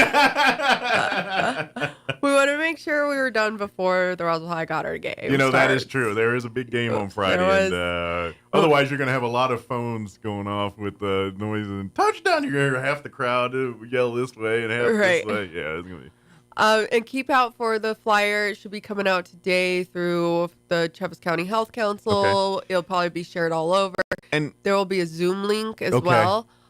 We are trying to get a lot of our Hispanic neighborhoods were hit as well. Gotcha. Midway, Dexter. We need to have some Spanish representation. So we're trying to look at how Zoom and that's something too. An interpreter. Gotcha too. You know, because we talk about Roswell here, but yes, Dexter, Hagerman, these folks, some were worse. You know, and even would they be included in this too, or are they having their own Travis special County. meetings? Okay, it's all of Travis County. Very, very good. I didn't know if they're going to set something similar up in Dexter or Hagerman, but no, this is for all of Travis County folks in Dexter, Hagerman. Please come to Roswell for the Grace Community Church meeting on Friday here, because yes, these resources impact. And then yes, we haven't talked about it as much, but Dexter, Hagerman, I'm hearing reports that almost every structure in Dexter was impacted in some way, shape, or form. So you know, there's a lot of that going on throughout the county. We think of Roswell and downtown here, but it's a little bit more widespread. Right. So. And I got to thank the small businesses in this town that really have stepped up and like let their workers go. Even Walmart and Home Depot let some of their workers come out and assist. Oh, excellent. Yeah, because I imagine those places were really, you know, people looking for new resources. I'm sure Walmart, Home Depot, all those places were packed to the gills with customers. You know, we think of them as the big box chain that, you know, let's support local, but also those are local people that, I mean, there are neighbors also. I'm pretty sure the manager and the checkers and everybody that works at Home Depot don't live in California. Exactly. So they came out and helped, Walmart came out and helped us with those container boxes. And we still have some of those left over. Not very many, but they're like 6x6x8 storage boxes. Okay, so if you're still in need of some of those. Yeah, so if anybody still needs those boxes, they're like crates. They're moving crates. Yeah, basically for storage, if you got some items that are good, but you're displaced and can't, you know, keep all your, you know, whatever, couches, tables, wherever you can fit in that thing. Right. That's a place we can store while you get your home back to where it can they would accept have it to again. come pick it up, and they're put together with clips. So this used to be like a moving company that would like take these boxes. So they're actually out. surprisingly portable, compared to their awkwardness when they're set up. Right. Yeah. But then you can just screw them together and even add a lock to it. Okay. Man, and they're durable and secure. And they might. If you need that kind of thing, reach out. Probably go 2-1, like we said. That's kind of a. If you have any questions about Friday or anything, that's what we're telling people. 211. That's the Travis County Health Council's hotline, and we've kind of commandeered it for the flooding here, for all things flooding. And if you have questions, resources, and that's the coordinated effort. The health councils with that hotline's kind of the center for for information, resources, and like you said, many hands and Red Cross. Everybody else is kind of working through that number too. Right. So that's our official. If you're really confused or just absolutely flummoxed on where to turn about anything flood related, when in doubt, call 211. Yes. Another resource just to throw out there that I came across that I think more public should know about, especially if you don't have health insurance. We're coming up in this flu and cold season. This is the season again. Yeah. It's, COVID and all the other Here we talks. go. Yeah. But some of the pharmacies around town, Farmers North, I know, you can get a strep test or a influenza or a COVID test for $35 there, and then they can treat you as well. Okay, excellent. So if you're positive for strep throat, they can give you the antibiotics So for it he's there. like, yep, you tested positive. Here's the meds. Go rest. Yeah. And I think a total of it is $55 to get treated. That's actually very affordable. Yeah. Right. Especially if you don't have insurance. Yeah. Or even if you do, you're still paying like $30 for copay and everything else. Yeah. And then you don't want to take off an hour and a half to get into your physician. So it might work regardless of whether you have insurance or not. It might be a better option for you. Yeah. So just to throw that little resource out there. Yeah. Put it in your back pocket in case you get the sniffles here in the next couple months or two. Right. 'Tis the season coming up here. So. Yeah. Especially if you can get on top of it. If you feel it coming on, and people know their bodies. They know when something's changing. Absolutely. So. Yeah. And obviously, as you get older, these things impact you a little bit more than younger. You don't think about these things, but then you start seeing gray hairs and things, and then the colds don't. Yeah, or no hairs. I feel called out. I do want to do a plug here too. If you're looking to get involved, if you're looking to volunteer. Many Hands organizations always looking for more volunteers in various capacities. Everything from grunt work stuff to moving tables and chairs and being at events to being more in the paperwork side, whether it's the legal side or the like what you do with grants and or finding resources, or whether it's knocking on doors or picking up chairs and moving them to whatever. There's all sorts of different levels of assistance needed for the Many Hands organization. Right. We have a pretty strong leadership team, and if anybody wants to join the With Many Hands leadership team, please reach out to our Facebook page or our Facebook group. I think we're just at 500 in our group, which is pretty exciting. Awesome. Yeah, because it's all grassroots. Absolutely. Yeah, this is literally your brainchild and a few other folks that just kind of, it's this thing again. I say this all the time. We have this group of people, I don't put the number on it, 100, 200, whatever it is. It's just, and they're everywhere. And you're one of them. And there's a lot of the group that are, part of the Many Hands organization are the same, that you'll see them in other circles and other places, and they're involved in there's, these people in our community. And we need more of those folks. We need more hands to make less work on this one. Literally, it's because at some point, yourself, your other, you guys will work yourself to death. I know it. And we need to not to have you do less of that. My husband said more people to do that. My husband said, "When are you going to separate work and home?" And I said, "Well, I don't know. I couldn't answer it. I said, give me to Christmas. I have a week off." So. Well, tell your family thank you for their sacrifice. Yeah, I love without the support of my husband, I couldn't do all this work. Yeah. So, and that's what I'm saying is we need more people to get involved. We need to inspire younger folks to get into these positions and to get. So that's why, and I'll say this again: if it's not Many Hands, find something. Pick your passion, whatever it is, and get involved with it. Whether it's literacy, whether it's homeless, whether it's youth activity, whatever that your passion is, set aside time in your life to get more involved with that and because that's how we make this community better. Everything will be better when we all pick one thing. You don't have to be dumb like us and pick 7. Pick one. Yeah, how many boards are you on now? Right. I don't know. But yeah, I would love to inspire that. But if you want to get involved and you want to help people right now, especially with the flooding stuff, please reach out to Many Hands. Call 211 if you want and say, "Hey, I want to get involved." I'm sure they'll be happy to point you in a few places that they can get you to help out, stuff like that. And we saw so much of that over the last couple of weeks here, and we just got to inspire people. That doesn't end even now that we're starting. Kids are back in school, and there's elements of life that are coming back to normal. There is so many other parts that aren't, and so we can't forget that and let. Now that we're not on the news every day talking about our flooding anymore, we got to make sure the resources keep coming. People don't forget that, oh, yeah, we were devastated here. Right. And we're still picking up the pieces, even though we're not on the nightly news anymore. So that's what we got to keep. And I heard your weather report saying that we're there's some rain chances Friday, Saturday. I'm hoping it's not, anything that's going to, maybe just something to maybe wash away some of the dust, just enough to do that. Yeah, yesterday was rough. Yeah. Like we said, probably at this point, if you really have questions about the meeting on Friday or really anything, probably quickest way is just dial 211 and let and that way Carrie or whoever is responding. I don't know if it's Carrie on there. Hold on. Yeah. Hold on. I just got a picture of Carrie sitting at a table and there's like phones. But anyway. and like your office, like multiple computer screens. Yeah.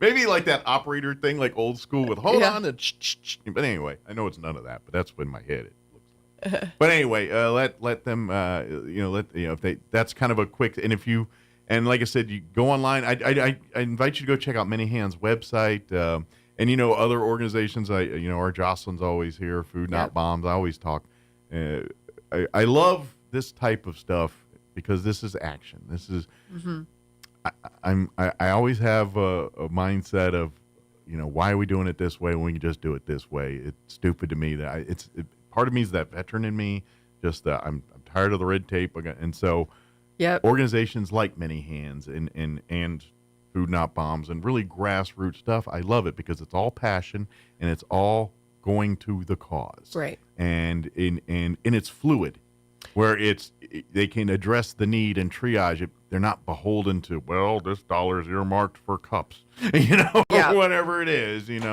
That's I get so tired of that crap, and I'm like, no, bureaucracy of just like quit talking about it, just do it. Exactly. I'm very much in that, and so I love to spotlight and I love to champion organizations that just say, well, the need's there, we're going to do it anyway, regardless you tell me I can or not. That's what we're going to do because that's what needs to be done. And I encourage you to support those as well. Yep. See a need, fill it with your money, with your own personal time, whatever it is. We could appreciate that too. Yep. But don't forget, this Friday at Grace Community Church, what time was that? 4 p.m. 4 p.m. We want to invite everybody to come to Grace Community Church for a resource information town hall type event. We're going to have resources from nonprofits locally to our big boys, our Red Cross and FEMA, and I believe you said Department of Homeland Security's emergency preparedness. They'll probably have some representatives there too, along with our legislators and stuff. We're trying to get everybody on the same page to triage and see what needs are, and then see what resources are available and and the timeline. What's next? Now that we're shifting from, all right, does everybody got water? Does everybody got a meal tonight? To, all right, what are we going to do to replace your home? What are we going to do to replace your life again, or get your life back to? And that's where we're at now. So if you want those questions, what's next, or where do I need to turn? Please, this meeting is just for that. To let's say, all right, now that we've kind of got an assessment and everybody's not in immediate danger, how do we get back to normal again? And let's plot and plan that event next. And that's really what this meeting on Friday is about. Yes, absolutely. Excellent. Is there anything we missed? If you're a nonprofit that is out there and you're not part of the 211 resource list, please just pick up the phone, call it. If you want your numbers to be counted for and what you are available to help with, sure, we would love to have you on that resource list before Friday. Yeah. So that when we are handing out the resources list, you are present on there. We don't want to overwhelm nonprofits, but also, again, with many hands, sure, many organizations, it does make the work lighter and more efficient. Because like you said, we're doing a lot of things efficiently with smartphones and things. Probably a good idea to bring those with you on Friday. Right. But if you do have family members that are, we'll call them technically challenged. I'm a little bit like that myself. Bring your smart kid with them. Whoever it is, grandkid or daughter or son or whoever it is, and maybe help them or maybe do it for them while they're there to, the QR codes and the things. Yes. That, I know if you don't do that stuff often, it's kind of confusing. So bring your kid or whomever that is the regular TikToker and, user of social medias to navigate them through that kind of Yeah, you actually probably pointed out something that I'll probably bring up at this meeting, that maybe we could hand out some 3x5 cards, and if they don't want to submit it digitally, they can at least submit it written down. We're not going to get to everybody's question, but there will be a moderator that will be going through the questions, find the most appropriate questions that we keep hearing, like what about this? And so even if your question wasn't asked, we will still be going through every single question post Friday to try to address everybody's concern. Absolutely. So get the ones we didn't get to in the public, we're going to get to in private and answer personally if we need to. Yep. Perfect. So please get your so whether it's through the phone or if you do through the postcard or whatever, as you get there Friday, they'll have more instructions and information for you on that. But please come out, Grace Community Church at 4 p.m. this Friday. Come for an informational town hall meeting on resources and all things flooding and what's on next and where do we go next. This is what this meeting is about. please come. If you need resources, if you need information, if you have resources and information to offer, please be a part of this. Yes, absolutely. Thank you. Thank you, Geneva, and thank you and everyone for over there for what you guys do, and we look forward to anything you guys need. Let us know, and we look forward to chit chat. One of these days, we're going to bring you on. It's going to be all fun and happy stuff. Yeah, I believe that very soon.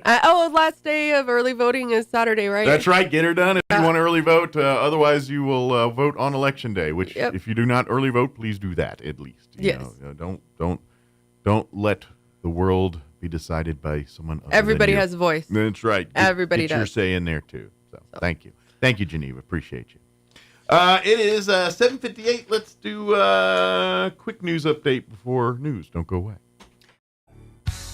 The November general election is November 5th. On your ballot will be GEO Bond 3, which supports Eastern New Mexico University Roswell, as well as the New Mexico Military Institute.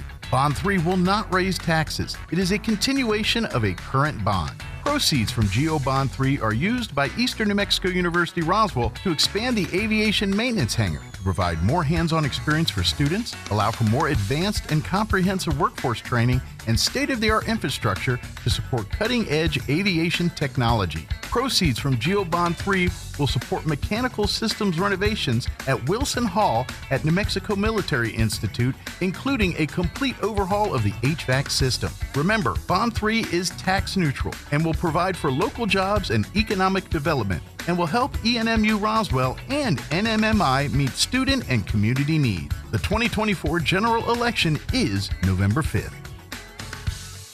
Artesia General Hospital has welcomed cardiologist Luther Weathers to the team. Dr. Weathers is board certified with a subspecialty in cardiovascular diseases. He treats patients with genetic heart defects, heart rhythm disorders, heart failure, coronary artery disease, chronic high blood pressure, and other cardiovascular diseases. Call 575-736-8270 to schedule your visit with Dr. Weathers in Artesia, or visit artesiageneral.com/cardio appointment. Se habla español.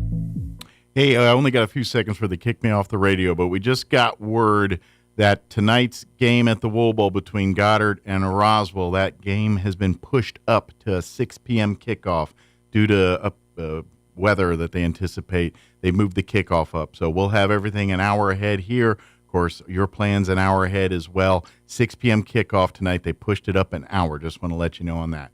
We got to go. Have an amazing weekend. You're listening to 106.5 Roswell's Talk FM, KEND.